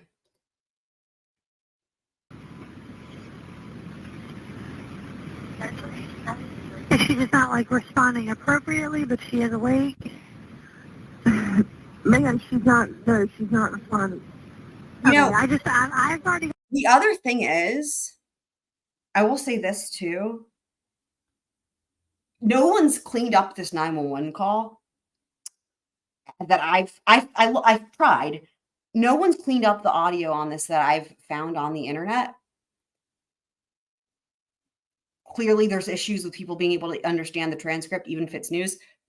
If Spacey did clean up this audio, that would be a really great thing for everybody, right? Because then everyone could hear it better, you know? And maybe STS would even want to like release it as a video on their channel for themselves to, you know what I mean? Because like, that's important. Like this is important that people can hear this. And it would be potentially, to my knowledge, the only version on YouTube that you could hear it better. Like it would be the one version with cleaned up audio.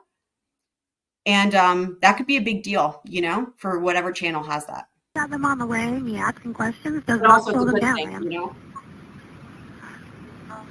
Knowing if she's conscious is one of the things that the medic needs to know. If she's responding at all to you. No. Okay, so she's not responsive at all. Well, I mean, she's mumbling. Okay, so she is somewhat conscious. So she's mumbling. Is she breathing okay? Yeah. Okay. Let me go back to here. Yeah, wifey, I think the editing audio, that's a whole thing. And to me, being a musician, especially, I think learning to edit video, well, here's what's funny. Even being a musician with all the training and stuff that I have, I have not had any really, like, to me, it's been fairly easy to just kind of learn how to edit video. Editing audio is not something I have or will ever dabble in because that's a whole thing.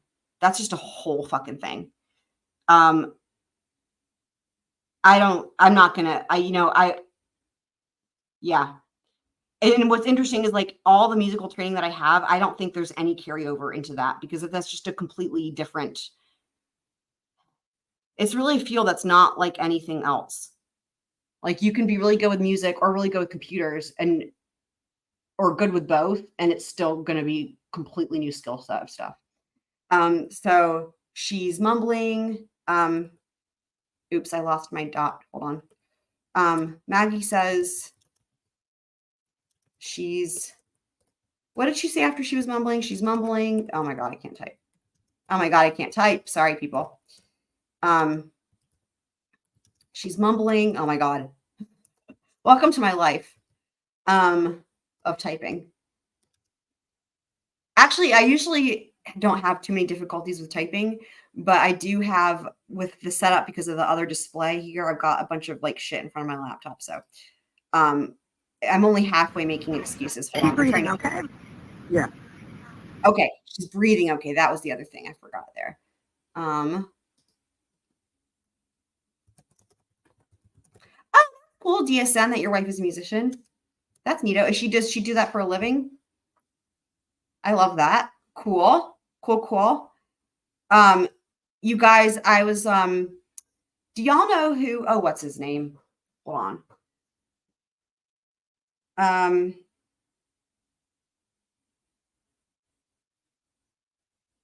I'm trying to find this dude's name. Have you guys heard of John Goddard? Goddard?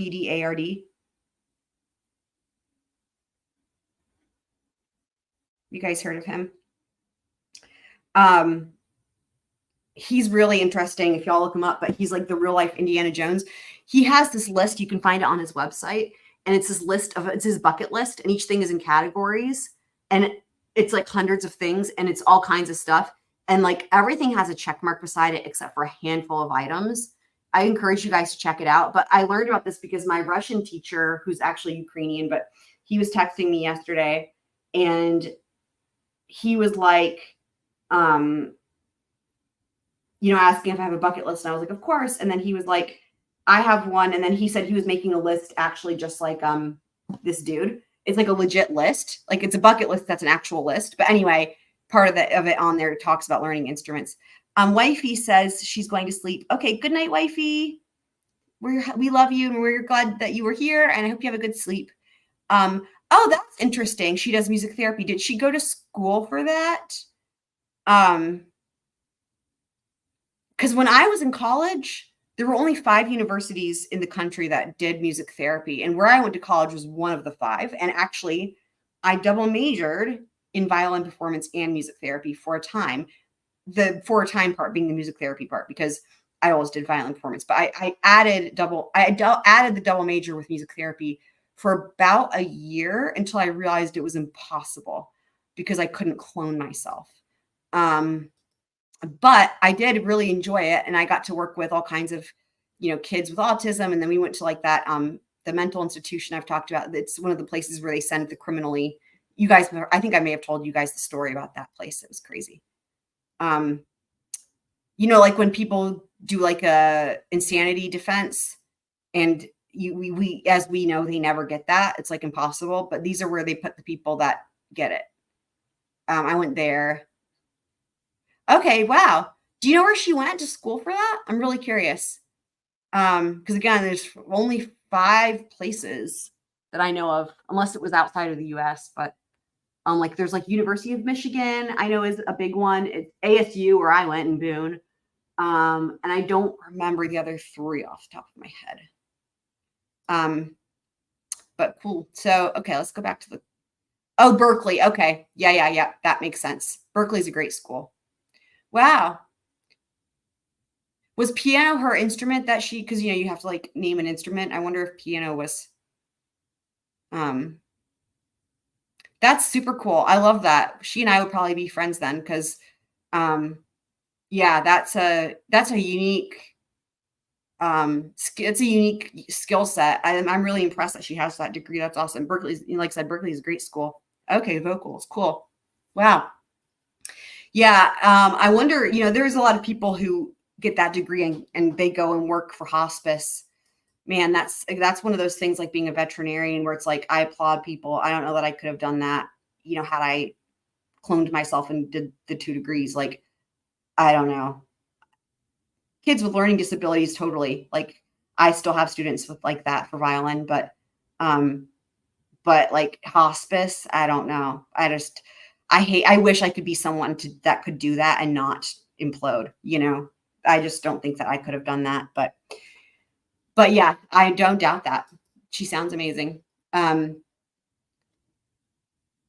And that was one of the things too, like I learned from people who were like in the program at ASU for music therapy that were graduating and stuff or doing their internships. And I was finding that some of them you couldn't request kind of what field you were going to go into. And some of them were being placed to hospices. And I'm like, yeah, you guys are awesome. I don't know that I can do it. Oh, hello, Candace. Are you still in South Korea? Happy to see you here. I love your smiley picture. We're just going through the Gloria Satterfield 911 call here. Is she bleeding from anywhere? Yes, her head. Okay, are you guys able to control the bleeding? No. Can you put a clean rag or anything on it? Yeah, I got it. Okay, is she bleeding from like her face?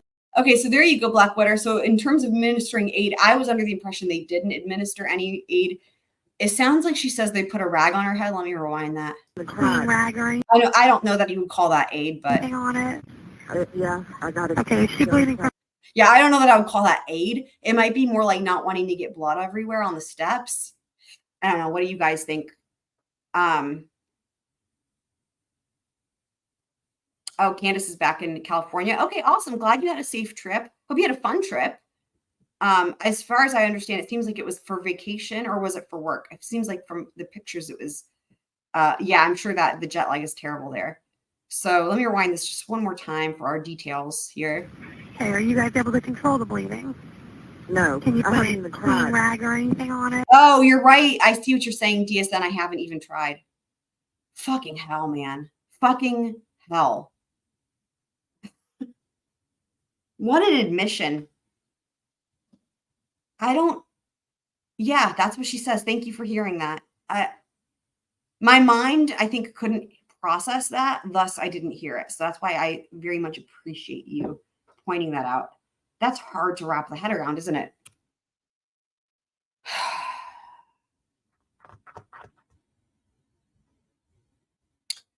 Mother of God. That's just when Gloria would have given the shirts off her back.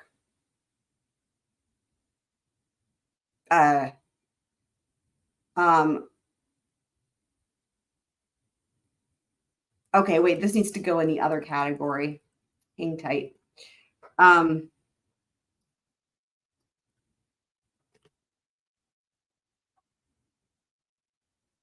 This needs to go in this category. It's not technically an inconsistency yet. So then what was the other thing? So yes, so they haven't even tried to stop the bleeding. That is so fucking depressing. And then this I can delete. Okay. I don't even know. She definitely, I agree, DSN. I agree. I agree. It's hard, isn't it, though? It's hard. I mean,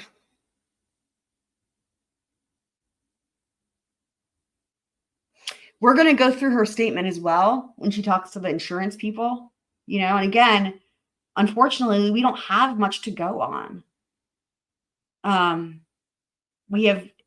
This is the only time where we hear her voice, right? Like, which is pretty insane. Like, I mean, maybe there's other videos on the internet of her just talking. I mean, I doubt it. I mean, you know what I mean? Like compare it to Alex. We got running his mouth all the time. We hear him all the time. You know what I mean? Like, it's just, but this is like really all we have. And so, you know, it's tough, right? It's tough. I agree. And I think that the way you said this, DSN, is a very kind way to say it, because that's just very accurate. And that's like, you know, it accounts for the fact that there's no judgment on her, really, right? Like, we don't, I think the way you said that, I 100% agree. You said that exactly right. It's just not, it's not a favorable light for her. And it's a shame that this is really the only thing we have where we hear her talking, you know? It's awful. It's fucking awful. It's horrific in every way. Yeah, I got it. Okay, is she bleeding from like her face, the back of the head, I've got an neck, ambulance coming. Sir, Let me back up a little bit. face, the back of the head, I've got an neck, ambulance coming. Hold on. I didn't go Sir, far enough. clean rag, or Sorry, guys. is she bleeding from anywhere? yes, her head. Okay, are you guys able to control the bleeding? No, Can you I put haven't a even clean tried. rag or That's anything on insane. it? Yeah, I got it. Okay, is she bleeding from like She says she's got a clean rag on it or something, right? her face, the back of the head, I've got an neck? ambulance coming. Sir, So she must be talking to somebody else there. I've got an ambulance coming, right? And remember, we heard there was voices in the background, right? Beginning. So, but they have she says that she has a clean rag. It's hard to tell if she says on it after that. Did you guys hear her say, did she say she has a clean rag on it, or was the on it kind of cut off, or was she just saying I have a clean rag? Something about a clean rag. We know they have an ambulance coming, but she's telling, the important thing there is she's saying that to somebody else who's there. ma'am, what? Where exactly is she bleeding from on her head? I'm not sure. At the top of her head. Okay. She sounds really annoyed there. I'm not sure the top of her head. Like, she's just saying that to appease the dispatchers, what that sounds like to me. Because if you're not sure, you can't answer it. Hold on. There's so much in here. You know what I mean? Like, we're going to have to probably go through this again on another day too. Because I'm sure after we go through some of the documents, this 911 call is going to become really even more valuable.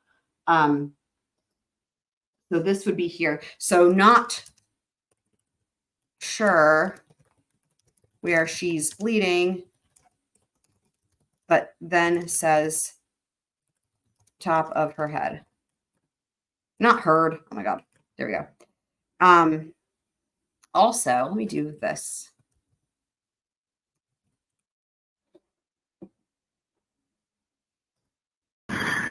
What's it? Okay.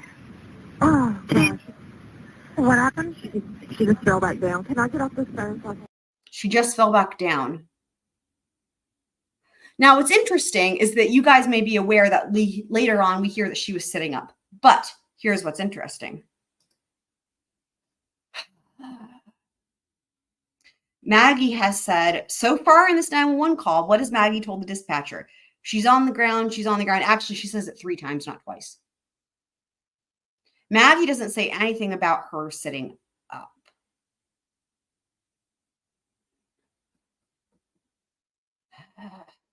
Let me find, I can't find a timestamp because, okay, well, I don't even know what to say here because there's no talk of her not falling down because she's on the ground. But, okay, at some point,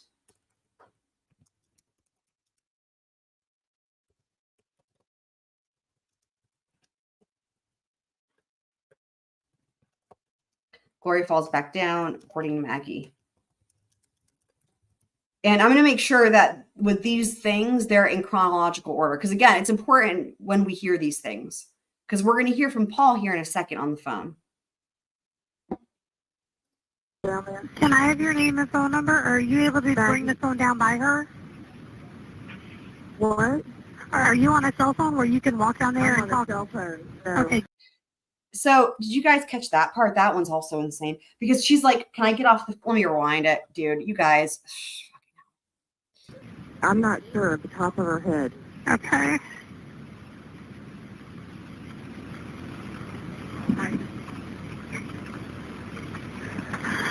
What's it? Okay. Oh, gosh.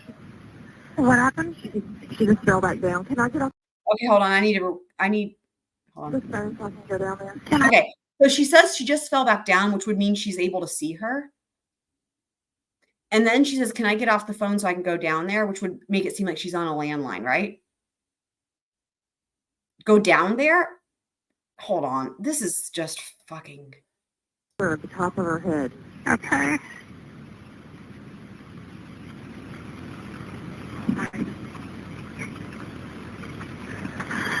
What's it? Okay. Oh, gosh. What happened? She just fell back down. Can I get off this phone so I can go down there? Can I? She just fell back down, which would imply she's nearby. Can I get off the phone so I can go down there as if she's on a landline? I have your name and phone number. Are you able to bring the phone down by her? What? Or are you on a cell phone where you can walk down there and talk? Cell phone. No. Okay, can you bring it with you so we can ask her some questions about what kind of pain she's having?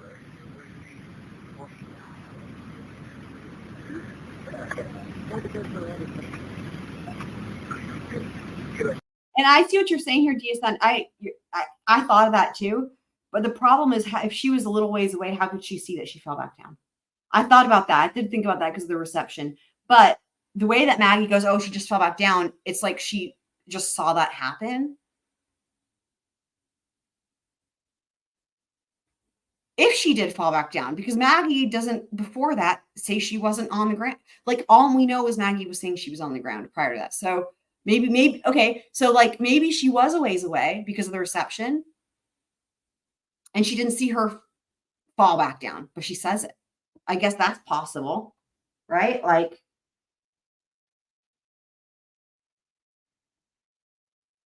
because there's a bit of silence there. I'm going to rewind it again. There's a bit of silence there. And like, maybe, I don't know.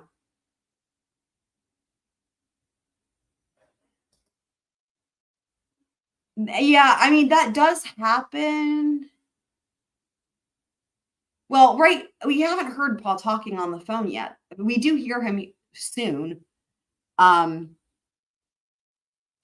you mean that they were somehow doing that prior, like, to now? That they were switching positions? Because do you mean maybe when no one's talking? Like she handed the phone to Paul and then he handed it back to her? I don't know. Let's rewind it a little bit again. Oh, gosh. What happened? She just fell back down. Can I get off this phone so I can go down there? Where exactly is she bleeding from on her head? I'm not sure. At the top of her head. Okay.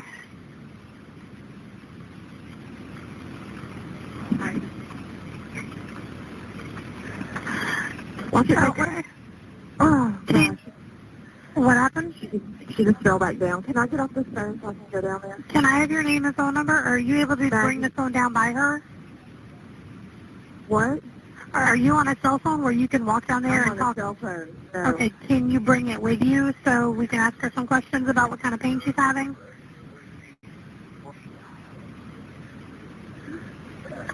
And I think she doesn't respond to that, but she does go over there because I think at this point, there's silence because she's walking over there. And then I think she hands the phone to Paul saying, yeah. So DSN, yeah. Why wouldn't she just walk over there where the phone doesn't make sense? Yeah. Because in other words, this matters because it's like, where is she when she's talking on the phone right now, right? Like, it does matter because we know that this reception was really crappy, but she's on a cell phone, but like she's also able to see Gloria. So something's not adding up.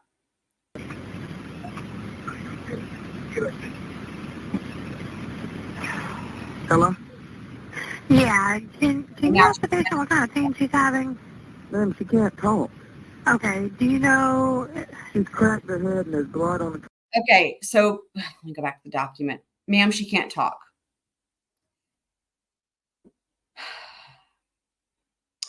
So, all right. Oh, wait, hold on. I didn't realize there was another page. No, that's the top of her head. Maggie says Gloria is mumbling. And y'all just let me know if I'm missing something, whether it's a detail or an inconsistency. Maggie says Gloria is mumbling. Paul says, oops. Ma'am, she can't really talk.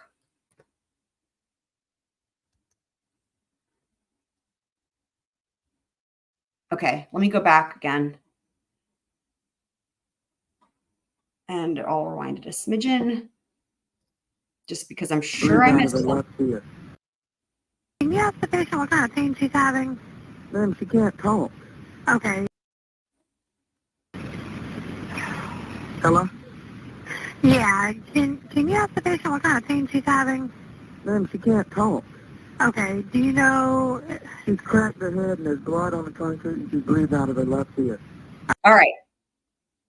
3 things there. She's cracked her head. Hold on. This is important. Okay, according to Paul,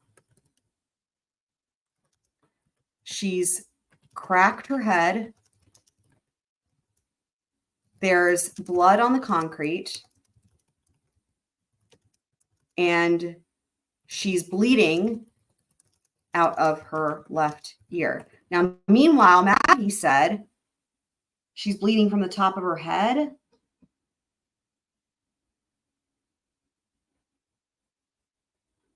So let me go back to this. Paul says she's bleeding out of her left ear. Let me know if I'm missing anything, guys. This is a mess.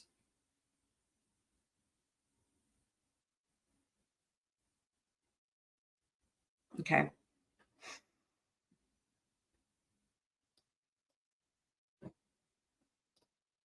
Bleeding out of her ear?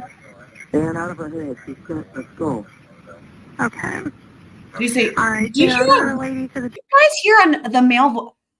You guys, there is a male voice in the background, and it's not Paul. Earlier, we could have been like, maybe it's Paul. Her head and there's blood on the concrete and she's bleeding out of her left ear. Okay, she's bleeding out of her ear?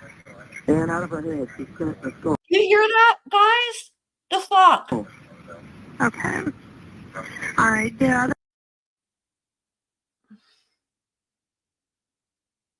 I'm just like face palming. There's, you can hear a guy talking. lady said that she had tried to stand up and fell down again?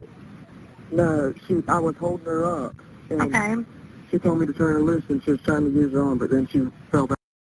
Okay, I don't know. She can't talk. She's not really conscious, but she said to turn her loose. Hold on. This is so much to try to organize in my brain to type it Out out. of her head, she's cracked her skull. Okay. All right, the other lady said that she had tried to stand up and fell down again? Oh, I didn't go back far enough. Do you know... She's cracked her head and there's blood on the concrete and she's bleeding out of her left ear. Okay, Okay, that's she's that bleeding one. out of her ear? And out of her head, she's cracked her skull. Okay. All right, the other lady said that she had tried to stand up and fell down again? No, I was holding her up. And Okay.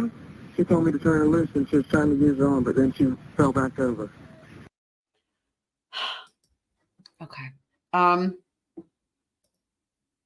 Later he says he adds the and head.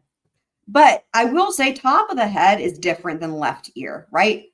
Because they're specific enough about a directional thing, right? A directional like detail.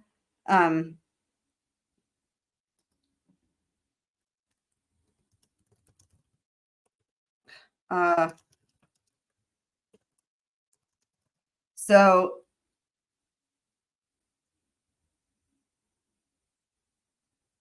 Paul was what does he say? Holding her up.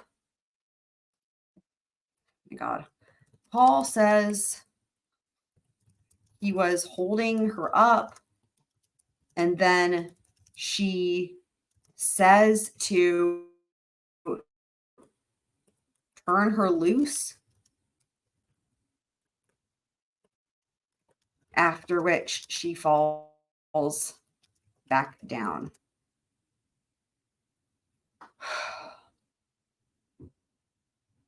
So she's, first of all, we've got not conscious, not awake.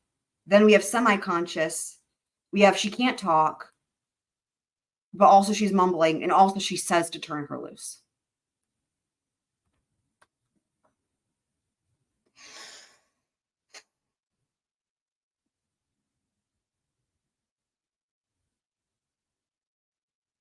Paul, I mean, fucking right, it's right here. Paul's the one that says she can't really talk. I don't even know. This is a mess.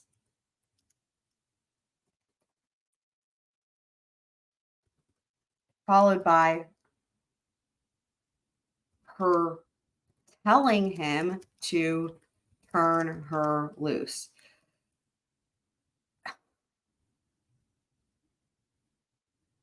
I don't know. I don't know what to make of this. I mean,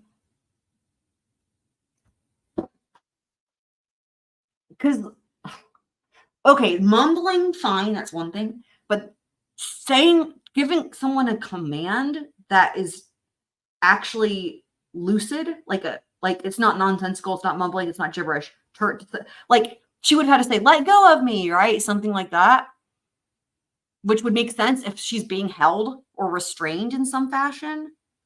In other words, it shows not just that she's able to speak, but that she's able to make sense of what's happening to her. You guys see what I mean? That's like completely different from what being unconscious or semi-conscious or just mumbling or out of it or laying on the ground. You see what I mean? It's like there's the mental abilities that it would take to recognize that, and then the physical thing to be able to say it. This just bothers me because there's so many problems. Let me rewind it one more time, make sure I didn't miss anything. Do you guys know who she is? And out of her head, she's cut a skull. Okay. And there's a male voice All in right, the the background. other lady said that she had tried to stand up and fell down again. No, I was holding her up. And Okay. she told me to turn her loose, and she was trying to use her arm, but then she fell back over. Okay, do you guys know who she is? Yes, she works for us. Okay, do you know if she's ever had a stroke or anything before? Ma'am, can you stop asking her this question? I already have this. Okay, hold on. Y'all. So, yeah, he's holding her up. I just want to make sure I typed it down right. Yep, holding her up. Okay. Yeah, I think I got it pretty accurately here for that. Holding her up.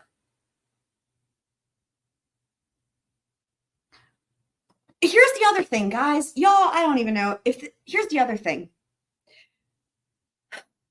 I know, again, we've paused it a lot, but it's probably 30 seconds ago, time-wise, in terms of the phone call, when the dispatcher's asking Maggie what's going on, and Maggie says, she's on the ground, she's on the ground, she's on the ground 3 times. So how is Paul? Like, we hear Maggie says she's on the ground, she's on the ground, and she's on the ground. And then Maggie says she fell back down. When is Paul? There's just not that much time in between. In other words, unless Paul's holding her up in between those two things. Okay, hold on. Let's go back and listen, because I want to pinpoint what I mean by this. We can actually logically go through and say, here's when, if Paul is holding her up, here's when it must have happened. Hold on. But I already have them on the way. Hang tight. How many steps is there? 8. Okay, is she on the ground or is she up near the She's top? on the ground. She's on the ground. She's All right. on the ground. There it is. I'm not going to stop it. I'm going to let it play so we can A, listen, and B, see how much time elapses between that moment and then when Maggie says she just fell back down. Actually, I'm going to get my phone and I'm going to start a timer. And we're going to see how long it is. But that's when so we know she's on the ground now, apparently, right? Hang on. Where's the timer thing? Because during this time period is when Paul would have to be holding her up. All right, let me get my stopwatch ready. Okay, oh, oops, hold on. Clear. Okay, here we go. Conscious? No, not really. Is she awake at all? Yes. Okay.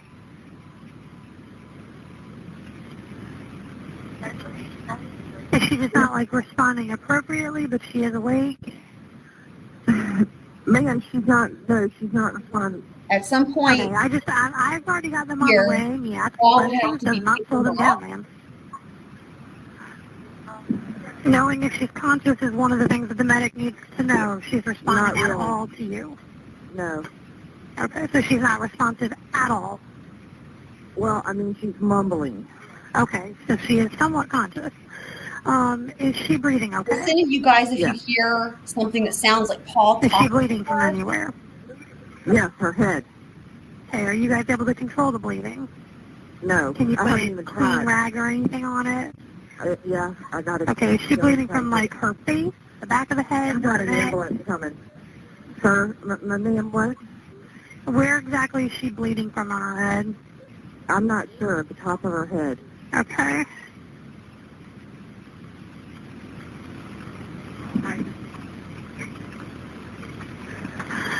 Watch it. Okay. Oh, gosh. What happened? All right, that's where she just fell back down again. 1:24. But I don't hear anything in that interim that sounds like anything that Paul's describing. Let me go back to right before Maggie says that. 1:24.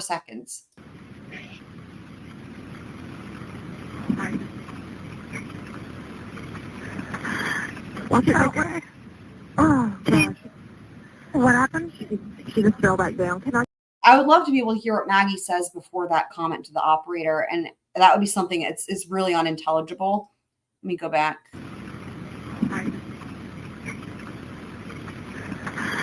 Watch it. Okay.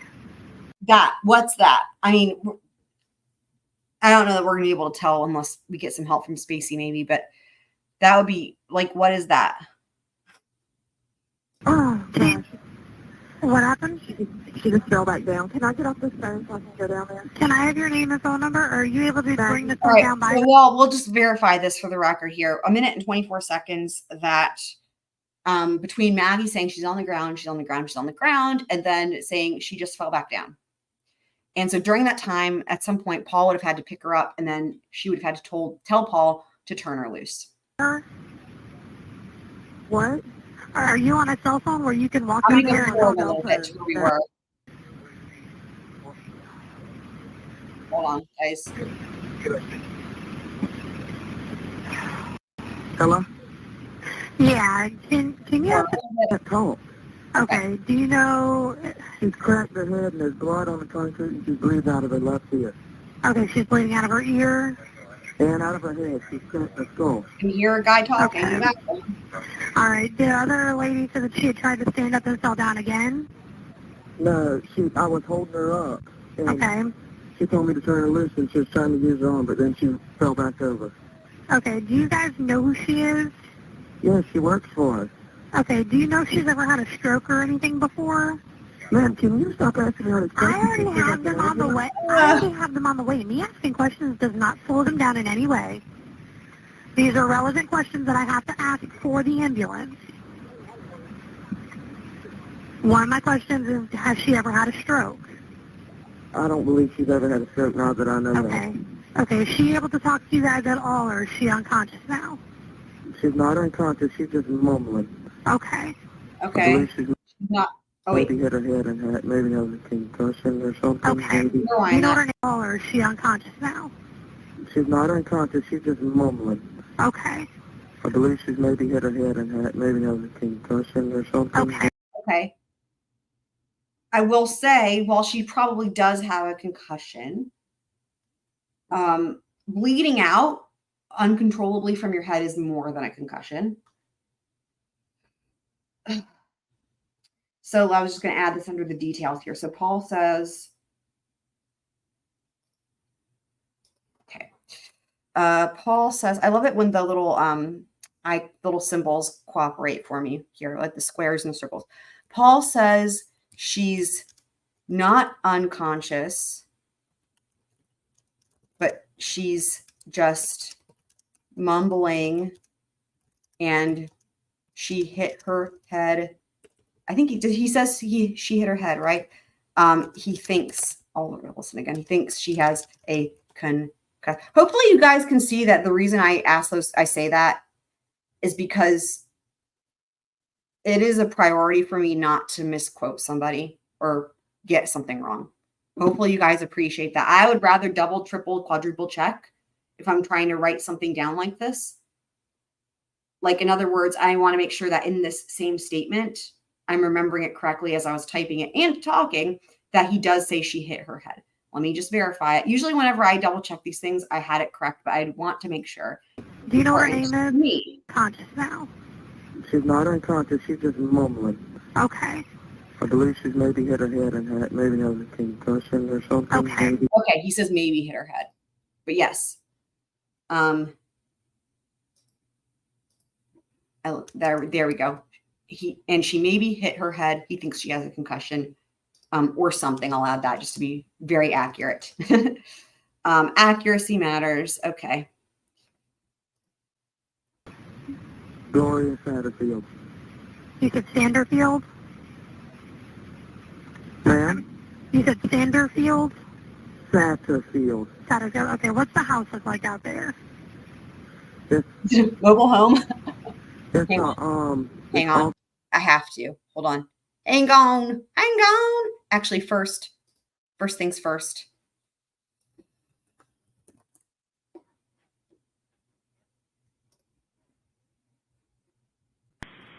It's a house.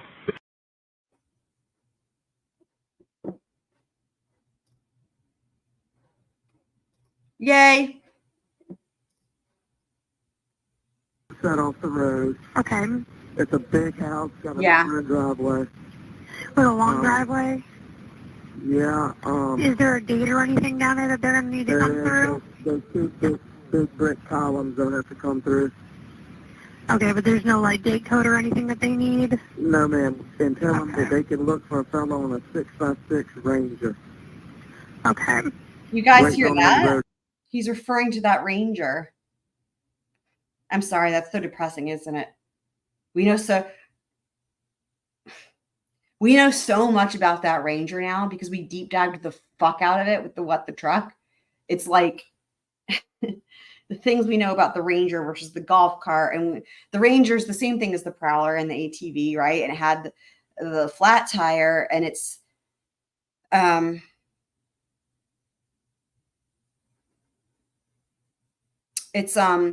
oh fuck, how did I already forget? It's how Maggie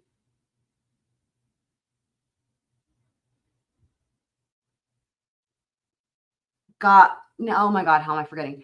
I'm forgetting now. Did she get the mud print on her leg from that tire, or was it from the golf cart? I think it was the Ranger, wasn't it? How am I forgetting this? DSN, I'm sure you know. It feels, this is going to sound crazy, you guys. It feels like a lifetime ago. It literally, because since we finished the trial series, I know it hasn't been that long time-wise. It feels like it's been a lifetime because I pivoted right in. Thank you. It was the Ranger. Thank you. To make me feel like I'm not going crazy after all. I pivoted right into this. And then also I've been following, as you guys know, the Chad Daybell trial, even though I'm not covering it. Of course, I'm following it. And I'm preparing to go through the deep dive on that. So I've been reviewing stuff. And then, of course, as always, I'm following BK and all those documents. It literally feels like it's been like, I'm like in my mind, I'm like, wow, it's been like years. It literally feels like that because I've done so much other learning since then on stuff. So thank you for reminding me that it was the Ranger tire. But there he's mentioning it. Isn't that, I don't know. It's, this is 2018. So this was 3 years before they died. Down there that they're going to need to come through? There's two big brick columns that have to come through. Okay, but there's no, like, gate code or anything that they need? No, ma'am. And tell them that they can look for a fellow on a 6x6 Ranger. What did you say before the word 6x6 Ranger? Look for a what? Let me rewind that. Thing that they need. No, ma'am. And tell them that they can look for a fellow on a 6x6 A thermal? I don't know what he's saying. Ranger. What the fuck is he saying? I swear. It could be some sort of lingo. No, like date code or anything that they need. No, ma'am. And tell them that they can look for a fellow on a 6x6 Ranger. A fella. Thank you. Good. I would never have picked up on that. Thank you. What was the word? Oh my God. Do you remember DSN when it was the prosecutor was talking to one of the first responders for the Karen Reed trial, and he didn't know how to say the word asystole, and he goes like asystole. I can't. Like how do I know that word? And I'm sure many people know, but you're prosecuting this case and you don't know how to say that word. And then of all things, that's your guess is asystole. Like what? Does that sound like you're saying it correctly? Common sense wise. But yes, thank you for that, for the fella. Okay. Waiting on them in the road is green. You know what they probably know what the Ranger looks like. Yeah. You said like Fella's green. got on a black sweater. Okay. So another person, could this be one of the other housekeepers? This sounds like another person is a fella, right? With a black sweater is out there with the Ranger. Hold on, let me rewind that. This is important. I don't even know that this is in the documents when they talk about this. I don't know that there's any record of this event, but what this sounds like if there was any criminal, think about all the crimes, right? If this had been a criminal case, this all would have been delved into and clarified. And this would have been important. If there's another person here, who's there? What are they doing? Okay. Waiting on them in the road is green. It sounds like there's another person who's waiting for the ambulance. Let me back it up a little bit further. I didn't go back far enough. The long driveway. Yeah. Is there a gate or anything down there that they're going to need to come through? Those two big brick columns that have to come through. Okay, but there's no like date code or anything that they need? No, ma'am. And tell them that they can look for a fellow on a 6x6 Ranger. Okay. Waiting on them in the road is green. You know what they probably know what the Ranger looks like. Yeah. You said like Fella's green. got on a black sweater. He's got on a black sweater. Yeah. So there's another person. Yeah. I don't even have word. Like how? Okay. We're going to figure it out, guys. We're going to try. So someone, fucking hell, wearing a black. Okay, and also this is February, so that does make sense. At first I was like, wait, hold on, a sweater, but wait, it was February. So someone wearing a black sweater will be waiting for the ambulance near the driveway, I guess on the Ranger or with the Ranger. What would have happened was they would have driven the Ranger out there to meet them, right? Because as we all know, nobody walked except for Maggie, potentially, to get between the two properties. So someone would have driven the Ranger out there. And we've seen how long that driveway is from the kennels to the road, from the 911 or not from the jury view. In my world, that's not long, but I'm also a runner. It would never occur to me, like if I prefer to not take vehicles. like anyway, this is just the opposite of my logic. Like to me, I'm like, I just have to like, that's why I'm just clarifying that for them, it's a distance that you would take a vehicle, like a Ranger.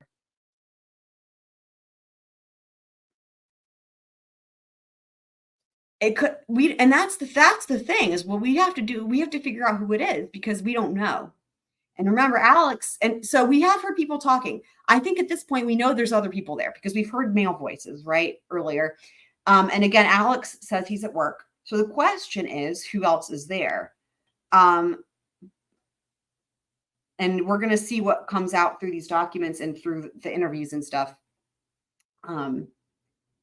So yeah. Okay. And pants. Oh, he's got, hold on. And pants? As opposed to not wearing pants? That's, And pants. oh, what? Hold on. You know that they probably know what the Ranger looks like. Yeah. You said like Probably got green. on a black sweater, a hat, and pants. I don't even know what to make of this.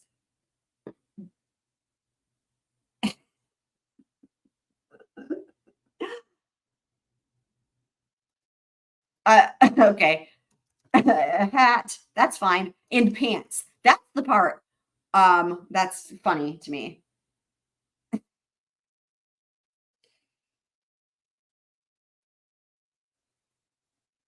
You guys know about the Oxford comma? Anyway, okay, back to the topic at hand before I scroll tangent myself into oblivion.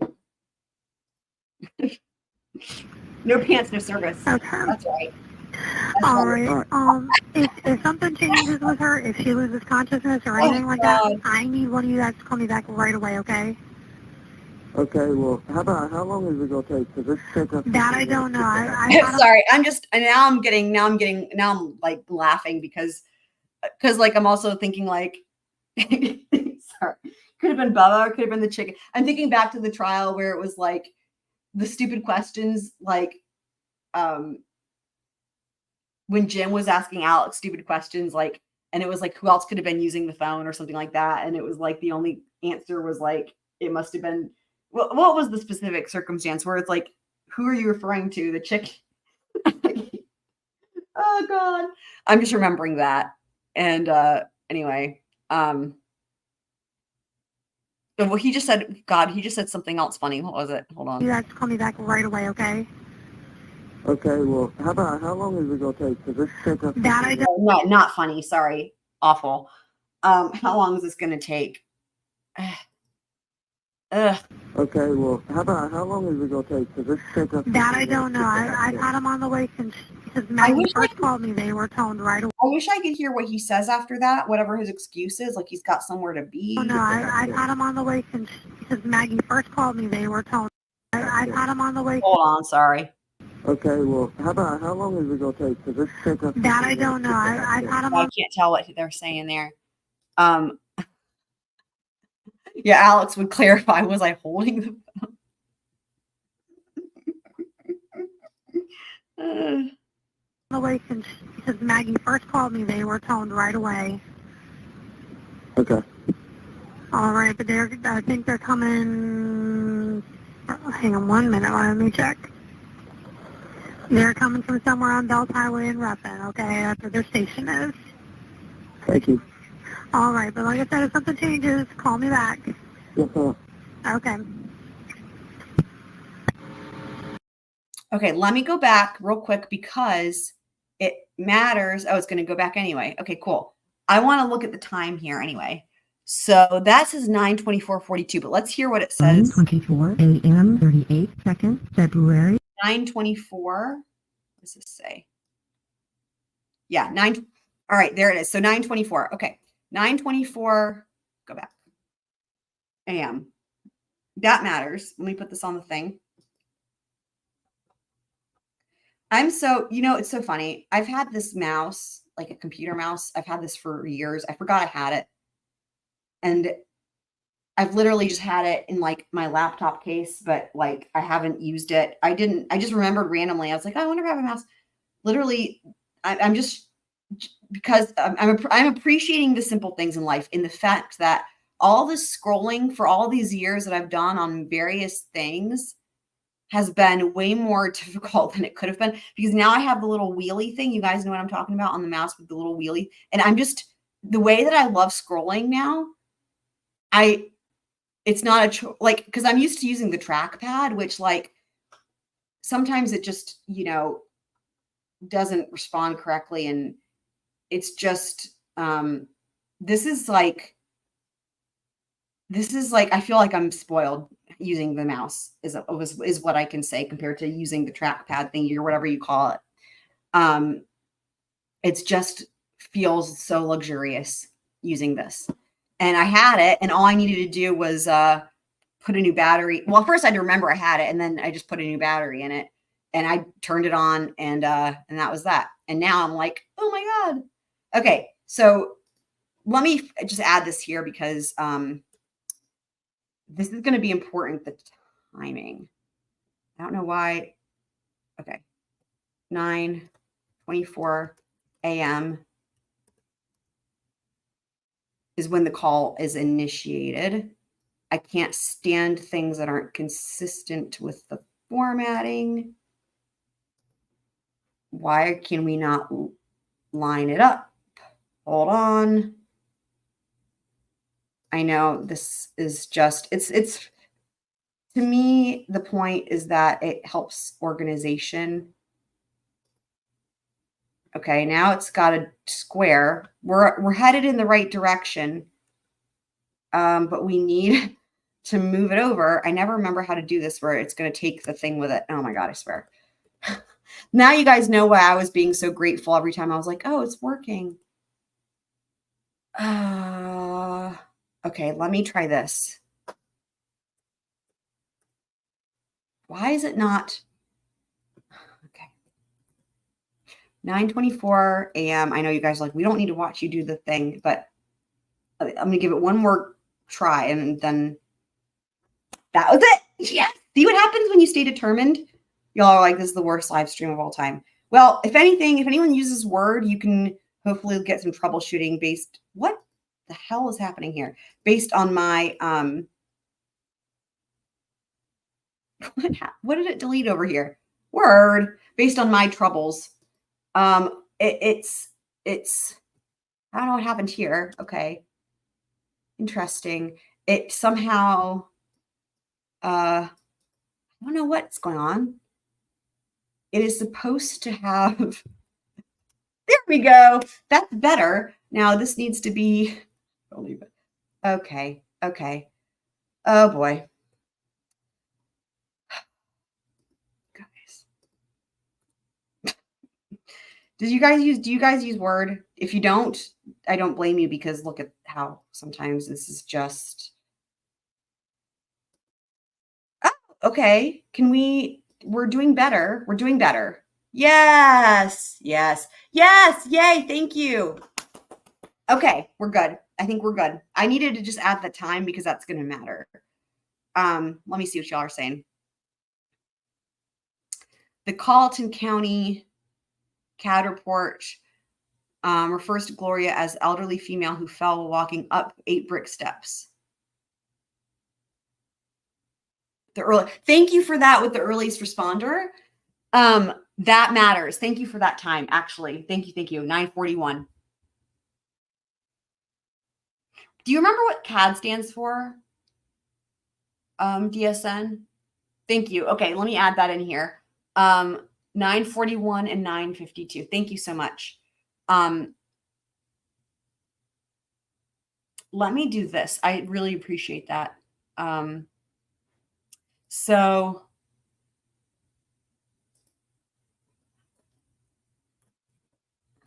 let me do this.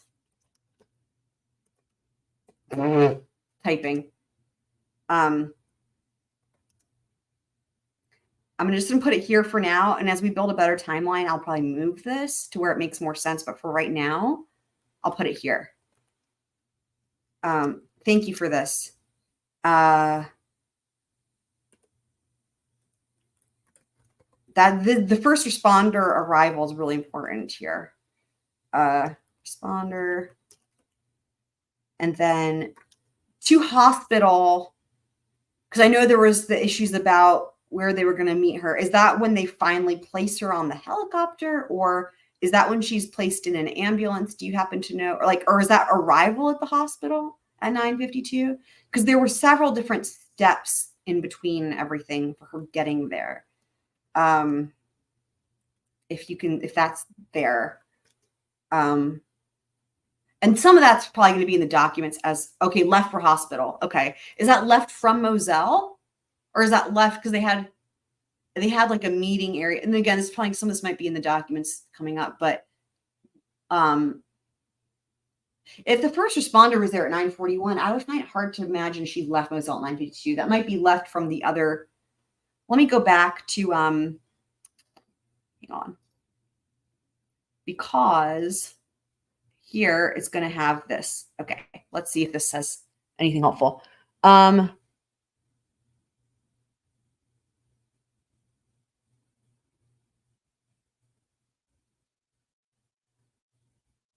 Okay, 9:51:32, advanced care. They will meet you at the helipad. Unable to get A1 unit. Care flight notified and accepted. So if you can see the thing on the screen there, DSN, I'm not sure where that's going to.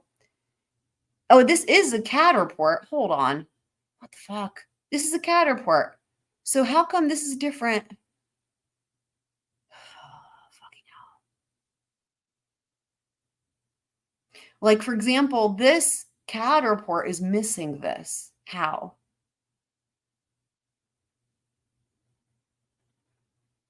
Are you looking at a different CAD report?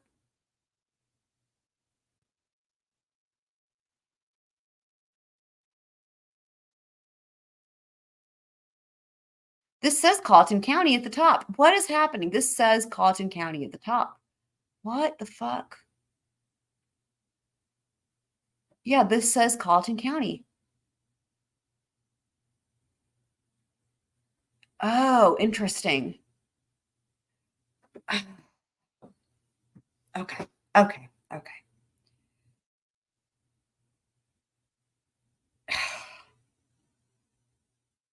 Check it out at the bottom of this document here.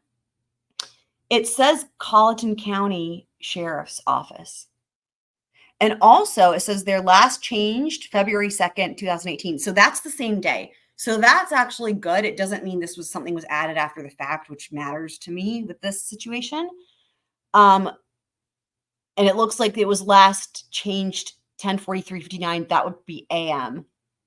So right after, this was contemporaneously. This wasn't messed with later on in the day or the next day or whatever.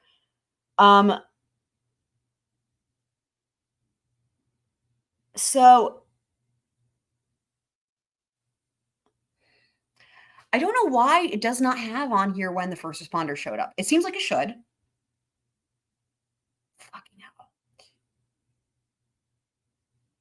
My brain is trying to understand what's going on here, because why is that not on here? And things are different from what is being reported. Like,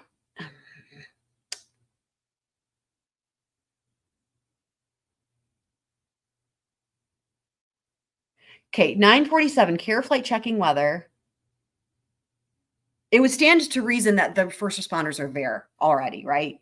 318 Moselle Road landing zone 12. What does that mean? Let me see. I'm going to see if I can look that up. Hold on. 318 Moselle Road landing zone 12. I'm going to come over back to my screen. What is it? Landing zone 12. Okay, let's see what we can find. This is fun. 318 Moselle Road, landing zone 12. That's what it said, right? Let me make sure.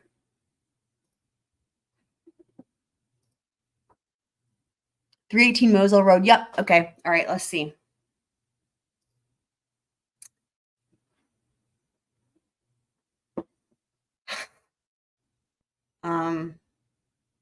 People also ask, I love this stuff. People also ask, when did the Battle of the Bulge end?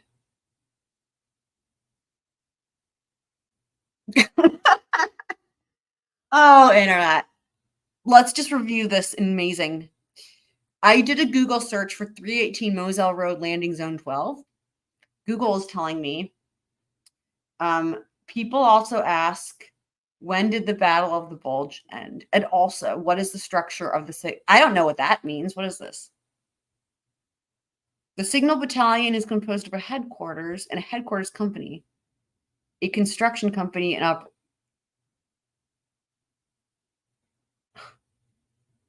why do I feel like there should be more than one signal battalion in the world, whatever that is? What? Anyway, okay. Oh gosh, look, it's suggesting more things. Why, though, is any of that relevant to this? That's a whole other series of things. Anyway, okay, let's see.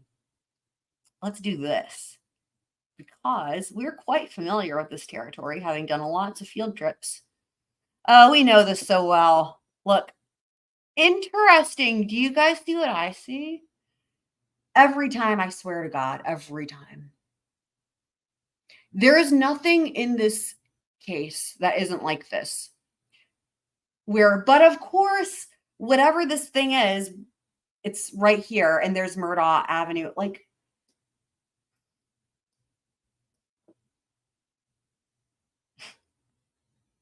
of course it is.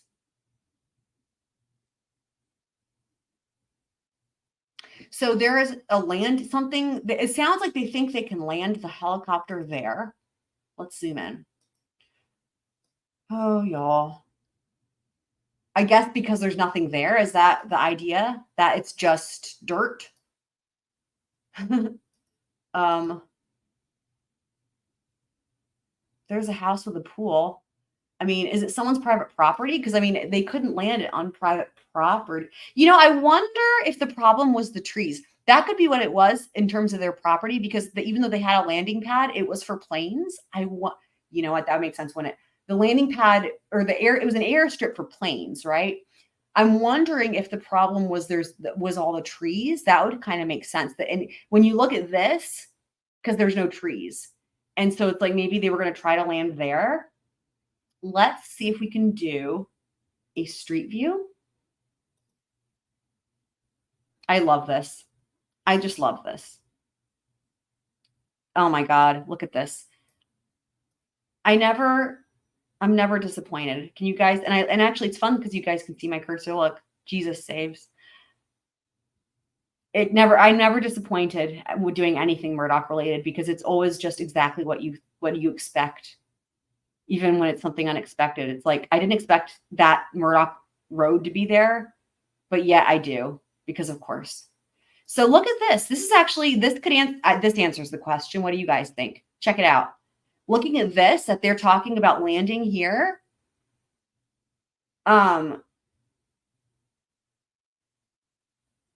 Like, clearly it seems like it's because there's no trees for a big area, if that makes sense. That's got to be why. What's down here? I freaking love this. You know, and look at the quality. Do you guys remember when Google Maps first started and it was like shitty? Look, there's Murdaugh Avenue. You know what? I have a hankering, as they would say, to see what's down here. Let's see if it'll let us, you guys. Oh my God, a field trip to Murdaugh Avenue. Unplanned squirrel adventures today. Can we keep going? Yes, we can. Unplanned squirrel adventures. Yeah, the ambulance drives to the helicopter, correct, DSN. That's what happens. That's my understanding as to what happens. I'm just seeing what's down here. But the quality of this, though, right? Like, it's very high def looking or whatever. Mobile home.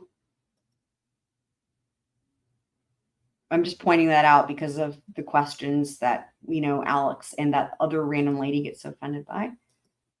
This is a long road, huh? But yeah, the ambulance drives to the helicopter.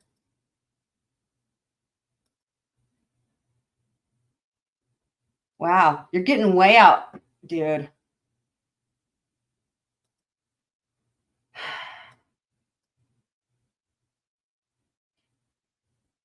Who owns this property? See, now I need to go back to that deed, the plot, the land. You guys remember when we did that whole deep dive into Redbeard and we looked at the plots of the land? I don't know if you were there for that DSM, but you probably would have really loved that.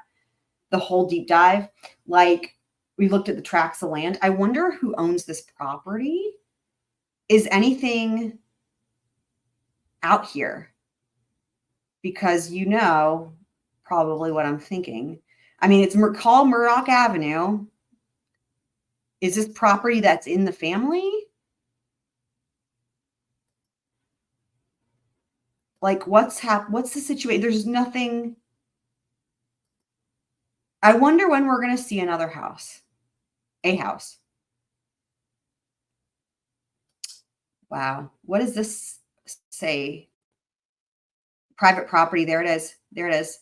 Look, private property. Who owns it? That can be found out. I can find this out. This is knowable. Fucking hell. This is knowable. I can find out who owns this if I can remember how I did all that, because that was a lot of steps. But to get to that certain website with the tracts of land, let me think. Okay, I'm just thinking a lot. I'm gonna have to go through the Colleton County deed records to first get the numbers, and then I could go into that system and put the numbers in. Okay. I think luckily when I did that video, I explained how I found it. And I think part of that was for myself, because now I'm like, okay, I'm glad I did, because now I need to remember how I did that, because that was a lot of steps. So this is interesting. So check this out. This has got an address. What? Why does that say Google on that thing? What is happening? It says, can you see my mouse where it says, this says, okay, can I zoom in? Hold on. Yep. Wait, now it went away. It said Google right here. What, though, is happening? I can tell you what's happening, I think. This is an address. So what that means is that somebody, wow, owns this property, and they put a slab on it, like ostensibly in preparation of building a house. Because, you can either have a slab or a crawl space. And then maybe I've never in my life seen this. So it's like somebody is living permanently in an RV and they have an address. And that looks like a grill. Hold on. This is insane. What the fuck is happening? That looks like a grill. I don't know anything about RVs, but I can't, does it look like they have electricity and running water? Like, is this because they want to live the RV life? Or are they trespassing? Either way, there's a slab for a house, and instead, I am beyond baffled. Electric on that plywood? Wait, what do you mean? Where's the plywood? This is really interesting / confusing. What is the address there? Is that 30? Okay, hold on. Does that say 307? Let me do this. Hold on, don't get car sick. I'm gonna go back. Hold on. Let me go back and see if I can get a different angle on that address, because this is really fascinating. Hold on.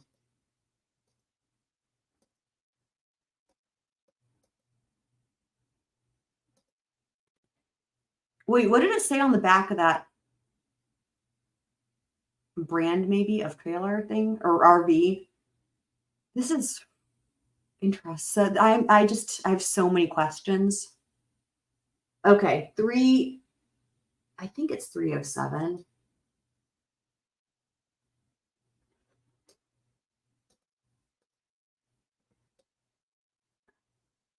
I think it's 307. Yeah, there we go. See why I do that? It might seem like this is insane and tedious, but bam, there it is. You can see it clear as day. It's 307. This is 307, as it says here, Murdaugh Avenue. 307. This is 307 Murdaugh Avenue. I'm definitely going to be doing a property record search on this, because I'm just very curious as to what's happening. Next to the white shed. Oh. So I don't know. Is that a bad idea? Probably a bad idea, right? I don't know anything about electricity. Let's zoom in. Let's find out together. That sure looks like an electric meter, doesn't it? What is happening? What is the shed? Is that an outhouse for 5'2" vigilantes? Does this explain everything? Does this explain everything? 5'2" people live here on Murdaugh Avenue? Maybe we just cracked the whole mystery. That's definitely like a grill, like thingy or whatever. Like, it's like living the camping life, but permanently? They've got some type of, oh my gosh, they've got some type of hosey thing. I don't know what the fuck this stuff is. And we need someone who does RVs and can like decode all this, because I don't know the first thing. But I mean, this is like a situation, like, I wonder why they got the thing over it. But that's like that's one of those expensive. Hold on, let me back up. These things are expensive. It's like one of those expensive carports. Now I wonder what's that for? Like, does the RV thing have like a leak in the roof, or? But like that's like a permanent structure. This is really fast. That type of carport structure is like a permanent type structure. Like almost like, did they not have? Hold on. Did they never have an intention of putting a house there? Did they buy? Y'all, did they buy? Go back. Did they buy this entire situation? Actually, I guess I can look at it from the other angle. Did they buy this entire situation with the purpose of not building a house, but putting an RV? Hold on. I need to see this. Wow. What's that other? Hold on. What's that? What? Hold on. What's this blue thing? What is that? What the hell is that? It's not under the carport. Okay, so the slab, interesting. The slab is wider. I want to know what all this stuff is. The slab is wider than the RV, it looks like. And then there's another structure of some sort. What is happening? What is this? How is this even allowed, like, code-wise? But does anyone even check? On Murdaugh Avenue, does anyone check? And apparently there could even be a potential fire hazard here. Let me see what DSN is saying. That trailer is called a third wheel. So it's supposed to go on a slab. I mean, is this like a thing that people do in lieu of having a house? Or so it's not like a vacation?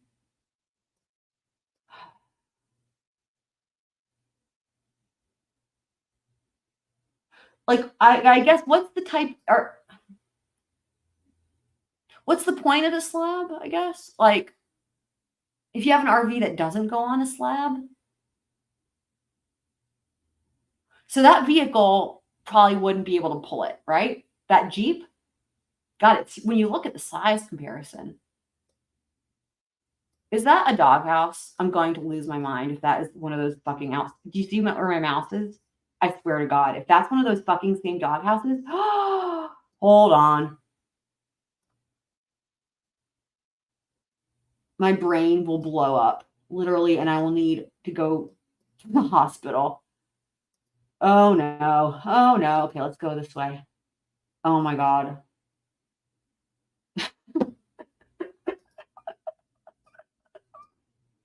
I will die. I will. What? Is it a doghouse and like a chicken coop? What is all this? What?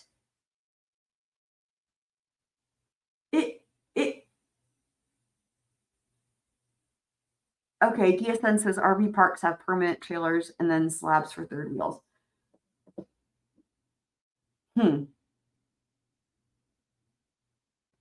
What's down here? Is that for people to sleep? Is that where you, what? Why does it have a bulge? Okay, hold on. One thing at a time.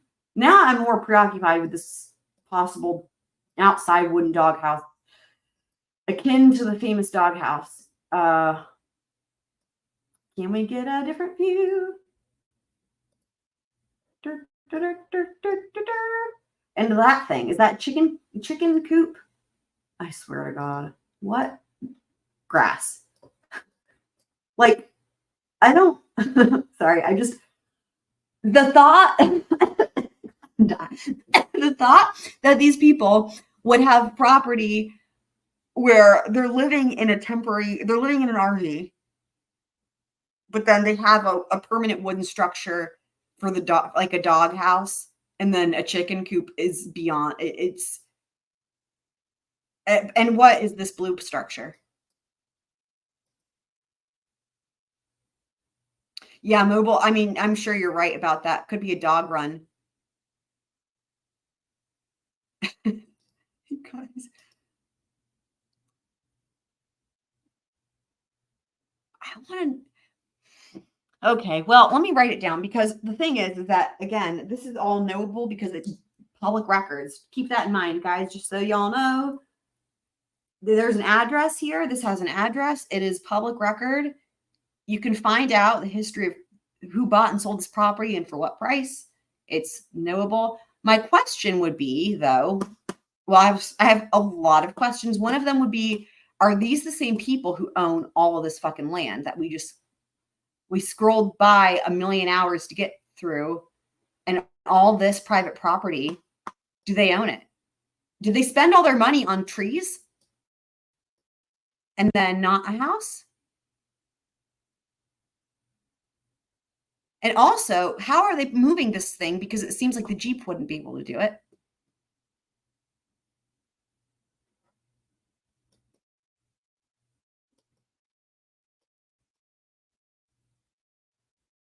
My jaw, if you guys could see my face, my jaw is like falling. It's like stuck open right now with all the things.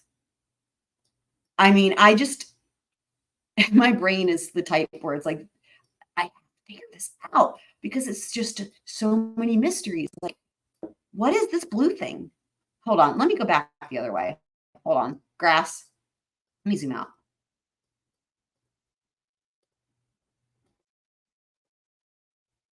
My goodness. This was okay. Hold on. Wait, is it a garage? What is happening?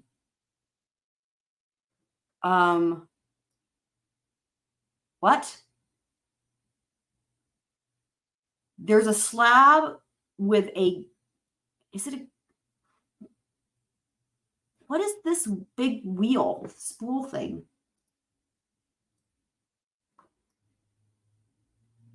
They have a birdhouse. That's good. They have a birdhouse, you guys. What is this? And what is, I guess it's a shed? I will say this much. I know these freaking metal carport things are not cheap, and I don't know how much an RV costs, but I know these things are expensive. And then for the, like, what I'm wondering is, for the cost of the RV plus this blue shed thing, plus this really nice carport structure, could they have just bought a house? I mean, the slab's not that big, or built a house. The slab's not that big, right? So it's not like it would be a large house. You couldn't make the house bigger than the slab unless you made the slab bigger. So it's like the house would be small, but it would be bigger than what they're living in now. Questions that we'll never know the answers to. You know, I wonder, this is really interesting.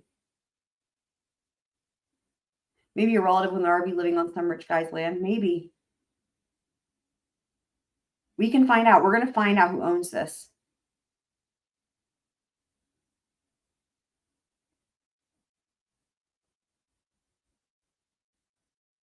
And what's the need for the carport? Like,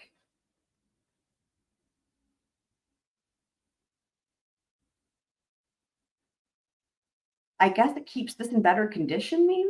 I don't know. I don't know. I have no experience with RVs. I still want to know what this big spool thing is.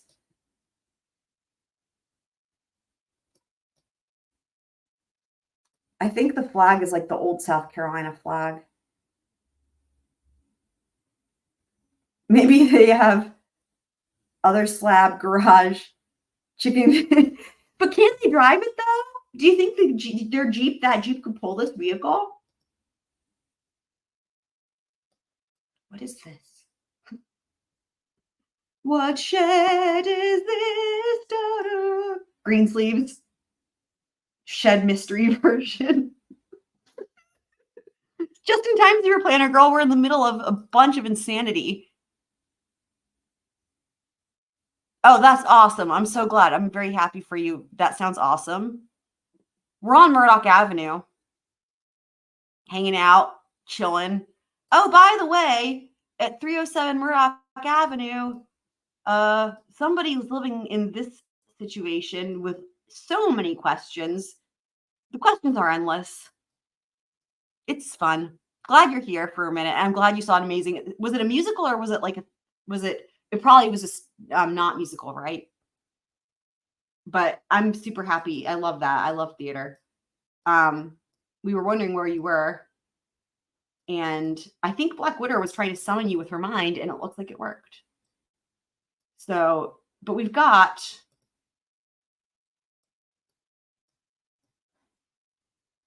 dude, that's definitely one of those wooden dog houses. And you know what? It looks like the same fucking type. Like, how many? Okay, I don't know. Stump. It looks just like that same fucking type. Why did it do that? No. No, no, no, no, no, no, no, no. I want to zoom in. Oh, there's a little table. Another table, a chair. That's definitely one of those little dog houses. And then they've got that thing that looks like a freaking chicken coop. I mean, this is wild. Look at this. Like, I don't even know. This is just, I've never in my life seen anything like this. That's definitely a fucking chicken coop or coop or something. What do the chickens do when it's cold? Do we know this? Do we know that are the chickens fine in the cold?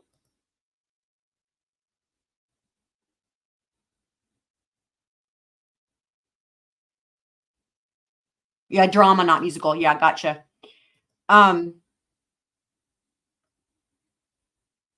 Yeah, we did see there were actually some mobile homes too on the way to get to here. I want to know about the chickens. Well, it was cold enough for whoever the mystery person during the 911 calls wearing pants and a black sweater and a hat. Thank you, DSN, for explaining this. I appreciate you so much. Yeah, because that's exactly what happened. The helicopter. So let me do this. Hold on. This is how we got here because it says 38 case flight checking weather 318 Moselle Road landing zone 12. And so then I searched for 318 Moselle Road and found that it was a field directly across from Murdaugh Avenue. And so it looks like they could have landed there because it looks like a big open field. But it happens to be directly across from Murdaugh Avenue. And then I was like, let's see what's down here. And that's how we got here. Care Flight accepts. So it looks like that is where they landed, DSN. Care Flight expects M18 advanced care. They will meet at helipad. Okay, so that would be when they land at the hospital. Okay. Care Flight notified and accepted.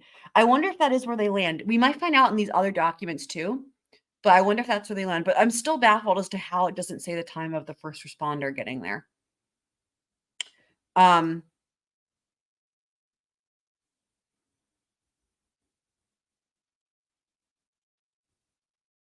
I know because you said Fitz News reported 9:41. I put that in my Word document, but why is it, this is the Colleton County CAD report. So I don't know how the hell they have that from a CAD report when we're looking at the CAD report and it's not there. So let's go back to this. This is I freaking love this stuff. I love this. It's so interesting. And again, to me, the quality, and I'm noticing too, the graphics seem to be better on my little monitor thing than on my laptop. But I'm just still very impressed by how far it's come. Okay, we haven't gone all the way to the end of Murdaugh Avenue. Let's see what else is down here. So far, that was one of the only things for a while anyway. I think at the beginning of the road, there was, we'll see, because we have to turn back around, right? But there wasn't anything for a while. Oh, what do we have here? Is it, it's a house? Ooh. You guys. It's a house. It's a house. And no driveway. This is interesting stuff, isn't it? Are the windows boarded up? Yep. So looks like no one's lived there in a while. Wow. Wow. Wow. Wow. Like, why? What's going on? Huh.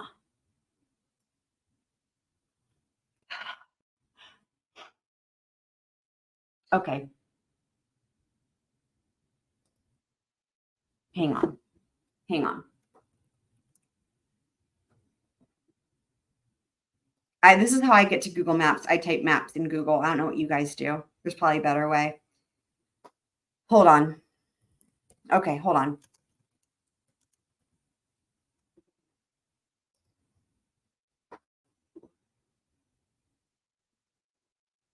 I guess I could always show you guys where I live.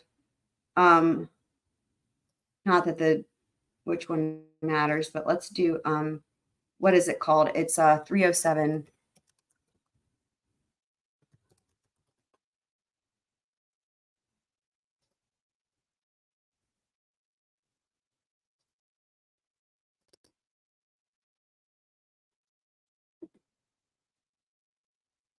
So this is how far we are from them.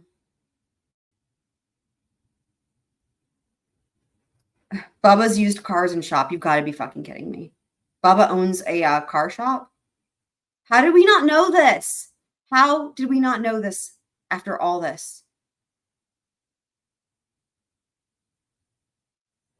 How did we not know Bubba owned that? Okay, so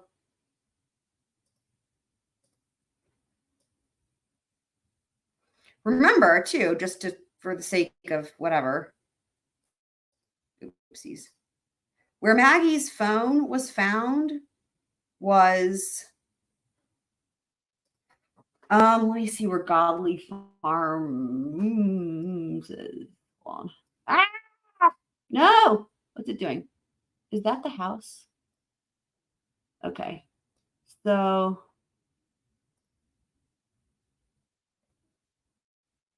that's the house.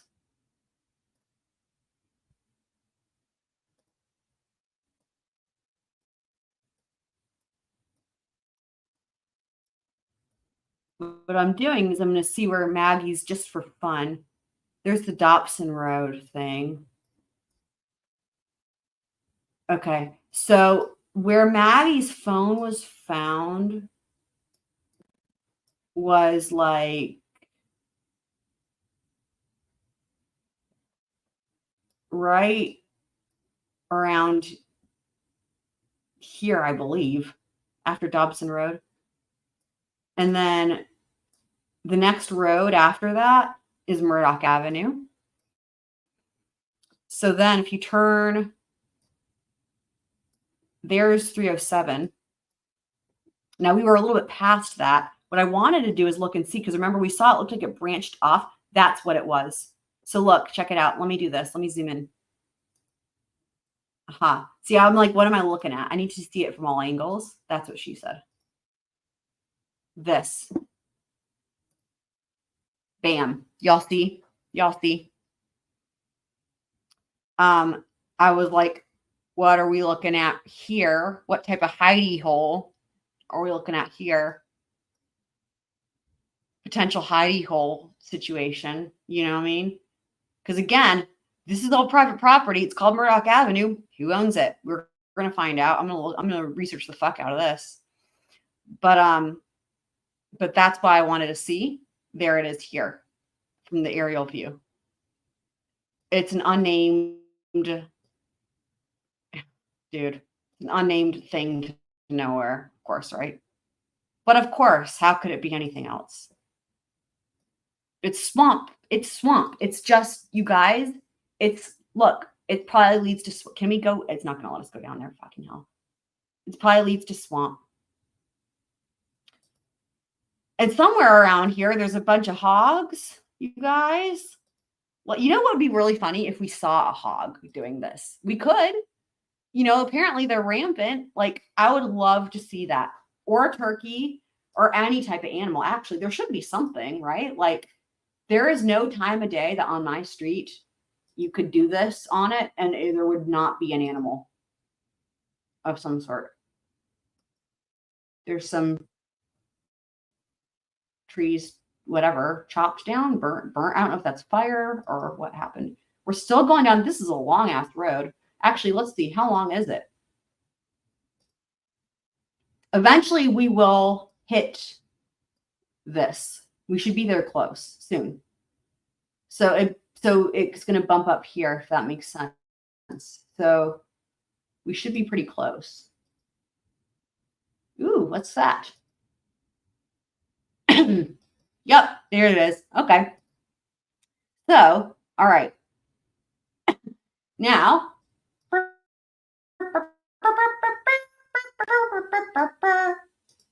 let's see. So let's see, how many houses did we see? We're going to count them again. Can I go on like warp speed? Warp speed. Nope. Come on, Google.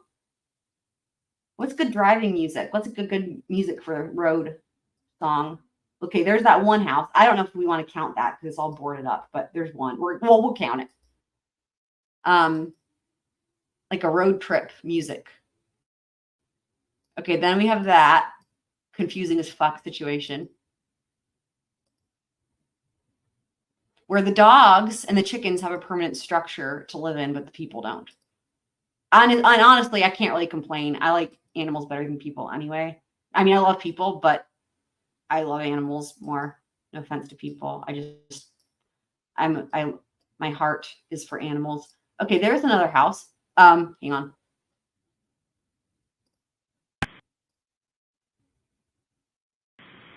It's a house. So there it is. So that's an actual, it looks like that's well, I guess it's technically a trailer, but anyway. Mobile home. Is there a difference, or is it just like, a PC thing or something? Like, like is trailer and mobile home the same thing? Do y'all know? There's another one. So there's two right here.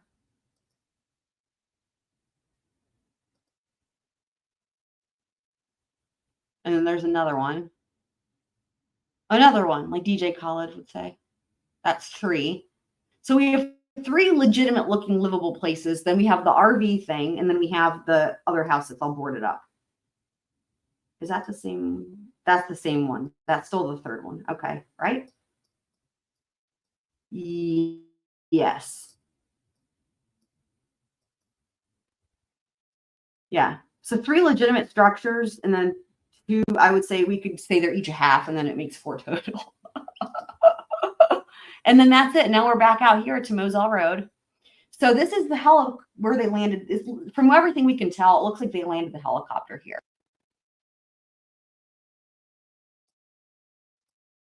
So, but we still don't know when the first, okay, let me pop back over here to the chat. I love this. Okay. I think mobile homes have a foundation. Okay. Maybe. Okay. Oh yeah. So did we, and I can't remember if I said something about this. I feel like I maybe did, but yeah, we got to, that was awesome. We got to meet up, and we had, it was us and then her husband, Gary, and Luna. And it was super fun getting to meet each other. The 1-star flag, I think that's the South Carolina. Here, let's just double check. It could be some type of civil war.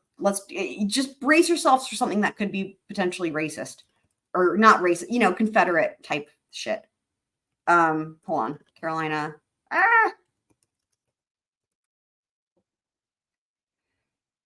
So what I'm thinking is it could be like an old flag, like let's see.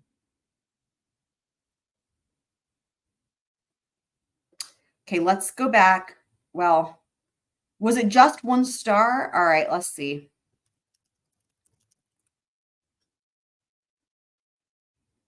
I don't think it's the flag of Liberia.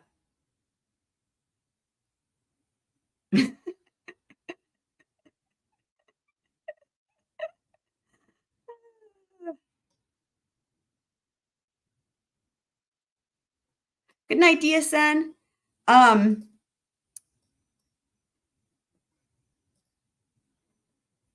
Okay, let's go back. Let's see. Let me look at the flag again.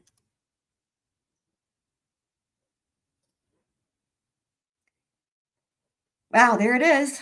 There it sure is. Jesus saves. It doesn't take us right there. We have to.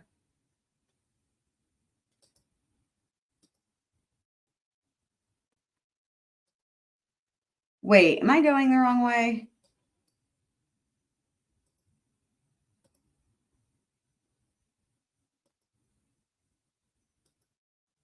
Right. I think I need to go. I don't know why you put the address in and then it doesn't take you there. Right. See, luckily I know how to get everywhere in this area because I basically live there, essentially. Because I've done this so much. I'm like, I knew you guys, I got lost. Remember the Outer Banks story? I did not know which direction I was going on that road. I know which direction I'm going on Moselle Road. Like, I don't even know. It's like, is that like certifiably crazy? Probably. Okay, we're trying to get a better look at this flag though.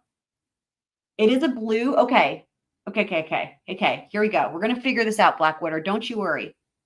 And it looks like there's a secondary flag situation. Oh, that's definitely a Gamecocks flag right there. That's what that is. Okay.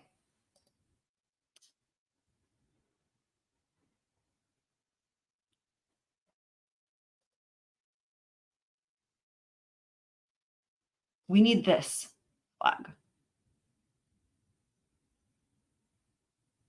Okay. So that's what I thought. I was thinking it might have had to do with the Confederacy. It doesn't. It's the West Florida Republic from 1810. Wow. All right, let's learn. Most of us have to ask, what's West Florida? Well, after what we call the French and Indian War, which Europeans call the 7 Years' War, Britain got from France what Britain came to call British West Florida, which the U.S. Supreme Court called, quote, between the Iberville and the Perdido.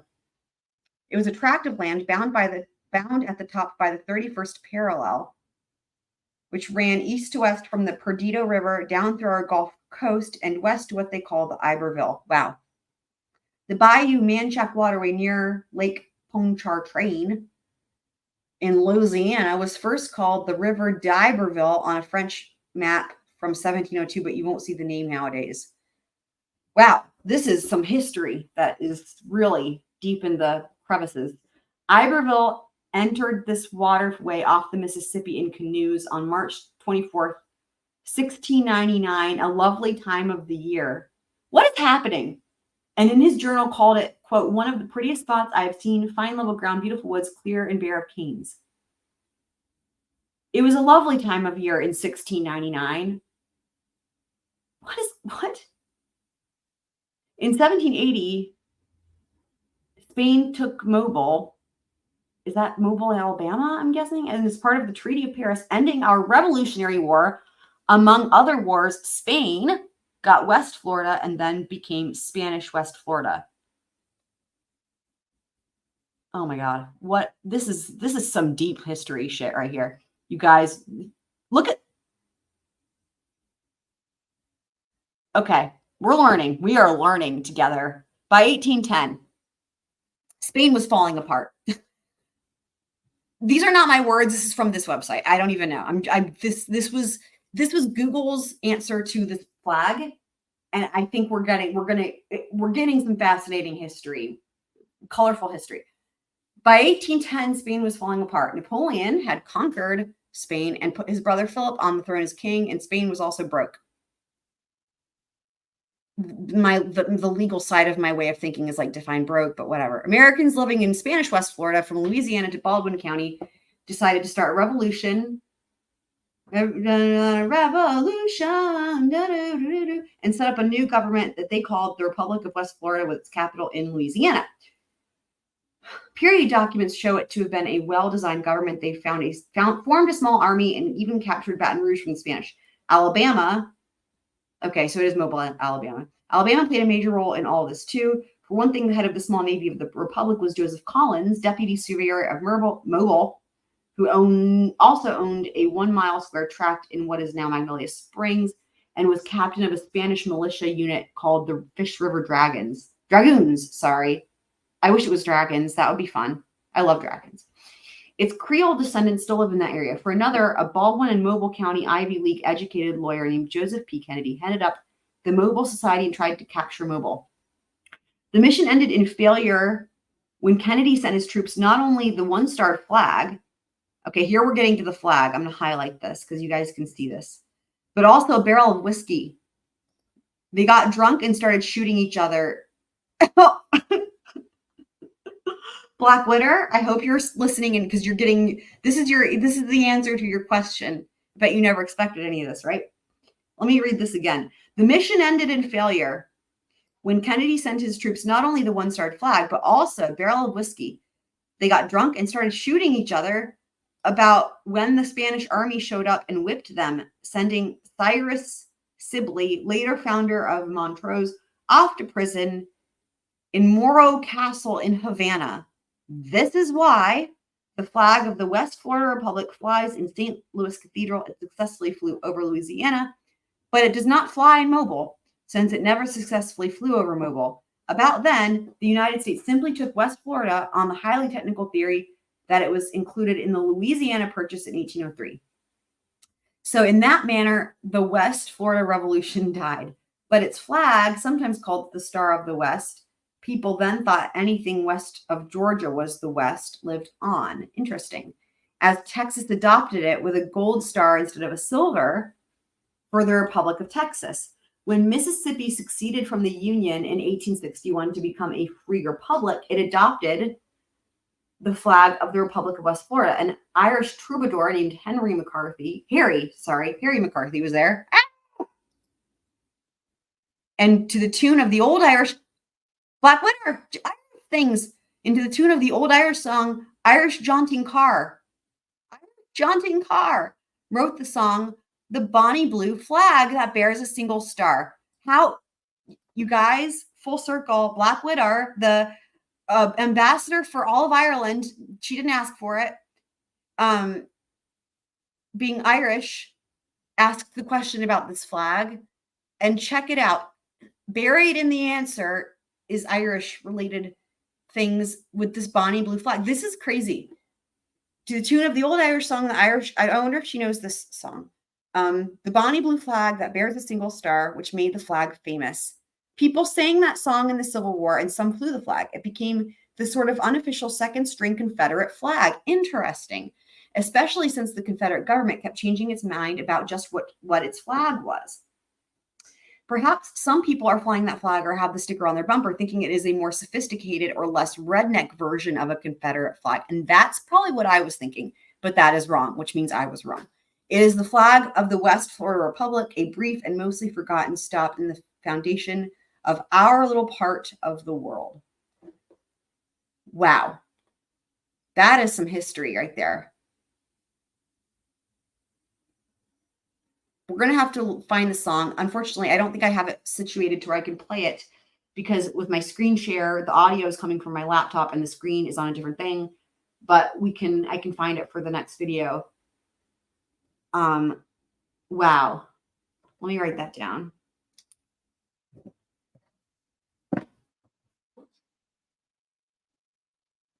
Irish jaunting car, and Bonnie blue flag.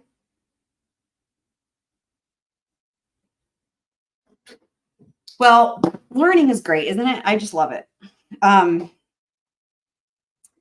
So there's that. Okay. And then maybe next time we'll do a little tour of my road. Yeah, I was like, it's definitely not the flag of Liberia, but it's definitely that flag. See?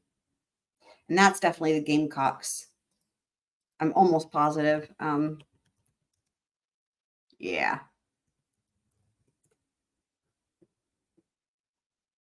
It looks like it, right? Although it's a different color red. Maybe not. Maybe it's not. Or could it be the USC? Yeah, I'm wondering, is that what that is? Hold on.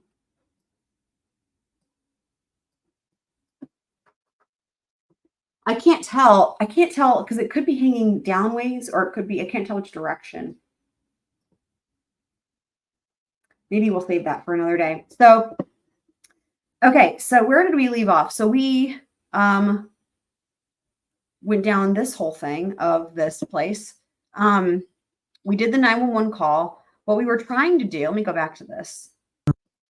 Oops. We were trying to, oh my goodness.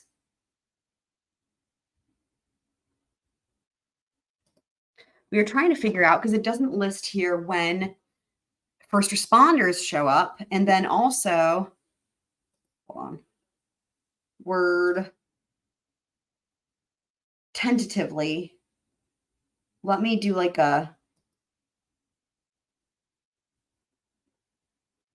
oh, I have to actually edit this for the hospital. That's right. Okay, hold on. So the helicopter, it looks like what we're thinking is that they landed at 9:48:13 potentially. That would have been when she got in the helicopter. What did I say? 9:48? Oh my goodness. Yes. So 9:48 a.m. Helicopter landed on Moselle Road. We think, and then this we don't. Actually, I guess I'll delete it because it's not on the CAD report. I'm going to wait until we have something else to show us that. But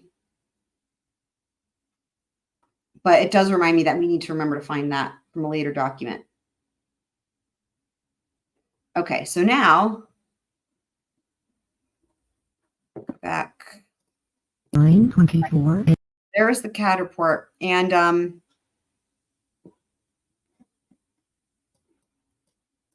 what is next is this.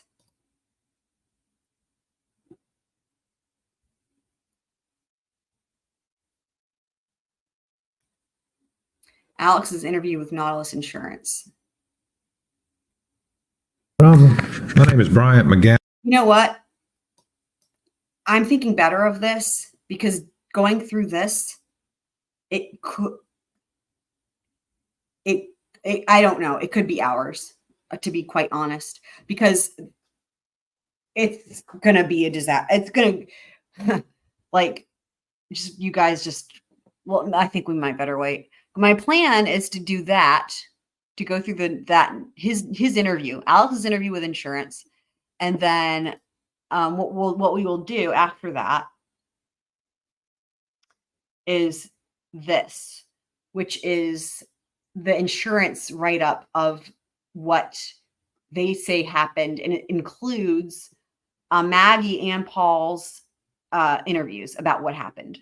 So we're going to hear what Alex says happened, and then we're going to read what they say they heard about from Maggie and Paul, and then what they write up in the insurance report. That will be, and then we're going to start getting through the court filings. But I think that the Alex interview and then reading this will be an entire episode probably. And then the next episode, more than likely, I would imagine we will start going through these the court filings. Because there's so much contradictory information. And as you guys can see, I'll just show you, like I have here, I already have it set up so that, just scrolling. Right. So there it is. That's the next category. So the first category is the 911 call that we just went over. And then the next category, we're going to do the same thing with Alex's statement, which is the insurance interview, which means we're going to go through the details. What does he say happened? And then where are the inconsistencies? And then we're going to do the same with Maggie and Paul's statements. So, and then we're going to have this entire thing. And then we can put together a timeline. And it might help if I make the font slightly smaller. Let me try that.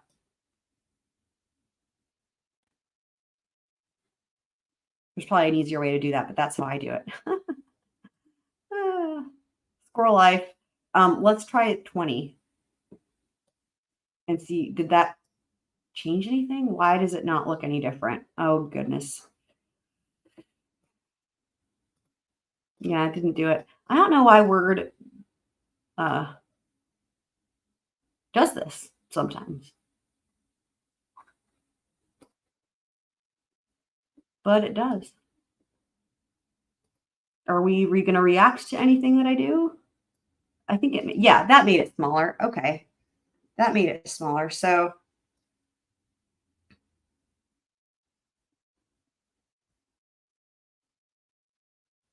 I think honestly, we should make it maybe a little bit smaller. Even though the scrolling is so luxurious with my mousey thing now.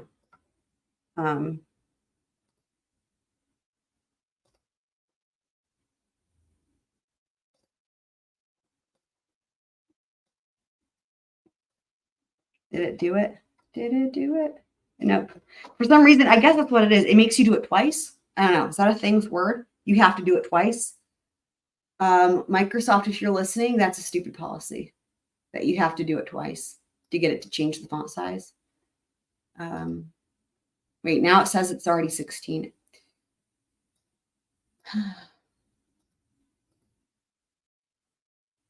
But like here, it says it's 20 point font.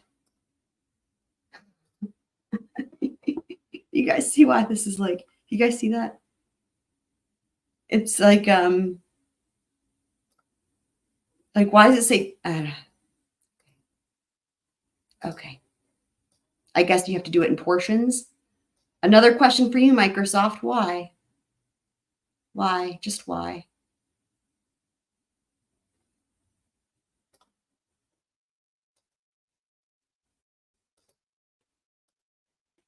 I'm just trying to make it easier to read. Okay, so that's better. That is better. I think that's better. Do you guys think it's better? Hi, Abby.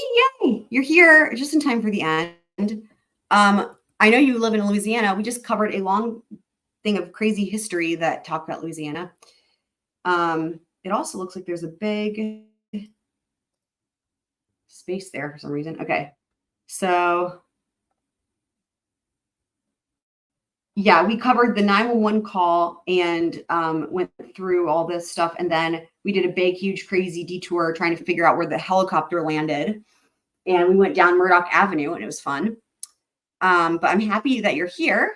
So, but I think this is a good stopping point because the next thing I had planned was the interview with Alex from the insurance company. And that's going to be a whole thing.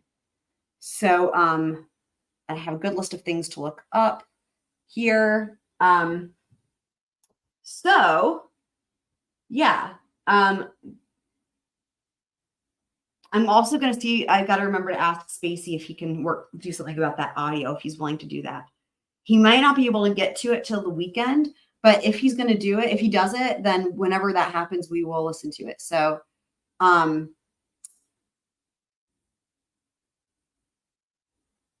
yeah. Okay, I'm just trying to think here if there's anything else. I feel like there's so much other stuff because this is just like such a whole thing that there's so much to look at here. But Abby says she had a very crazy. I'm happy to hear you're managing it a lot better than you used to. That's great. That's awesome news. I'm very happy to hear that. That's awesome. Very good. Well, we also had a stream last night too for going over the latest documents in Idaho. I think what I'm going to do, because there's that hearing on Thursday, I think what I will do is I think what I will do is probably do like a video on it later that day, because I think Chad Dayball will be back in session that day. But I'll keep y'all posted in the Discord as always. So yeah, and I'll get timestamps in here, although there weren't that many different categories, but I'll still do them. And I don't think there's anything else. I mean, there's lots, but you know, I think it will be for another day. So, oh, I can play. Let me play my Gloria. I'll put this back on here at the, hold on, the beginning here. I can, there we go. As I'm talking. So yeah, so I thank everybody that was here, and anyone on rewatch crew, replay crew. Thank you guys for joining us here as we go down the different squirrel holes. And, you know, pretty soon here, we'll be breaking down the nitty gritty and the legal documents. It's going to be insane. So, oh, and we also learned a lot about insurance today, homeowners insurance, didn't we? We covered a lot of ground with different things. So, yep. Okay. And we learned about that flag. That was crazy too. So yeah, so it was a fun one as always. And I guess probably the next thing will be that Koberger hearing on Thursday, as far as streams go. I could potentially do another, I could pick up tomorrow where we left off with this, tonight, but I wouldn't be able to start it until later. And I just don't know that people would really be able to join as much. So I'll have to take a look and see, when that will happen. It might be Friday. So we'll see. But again, I thank everybody for being here, and I will go ahead and roll the outro and see y'all on the next one.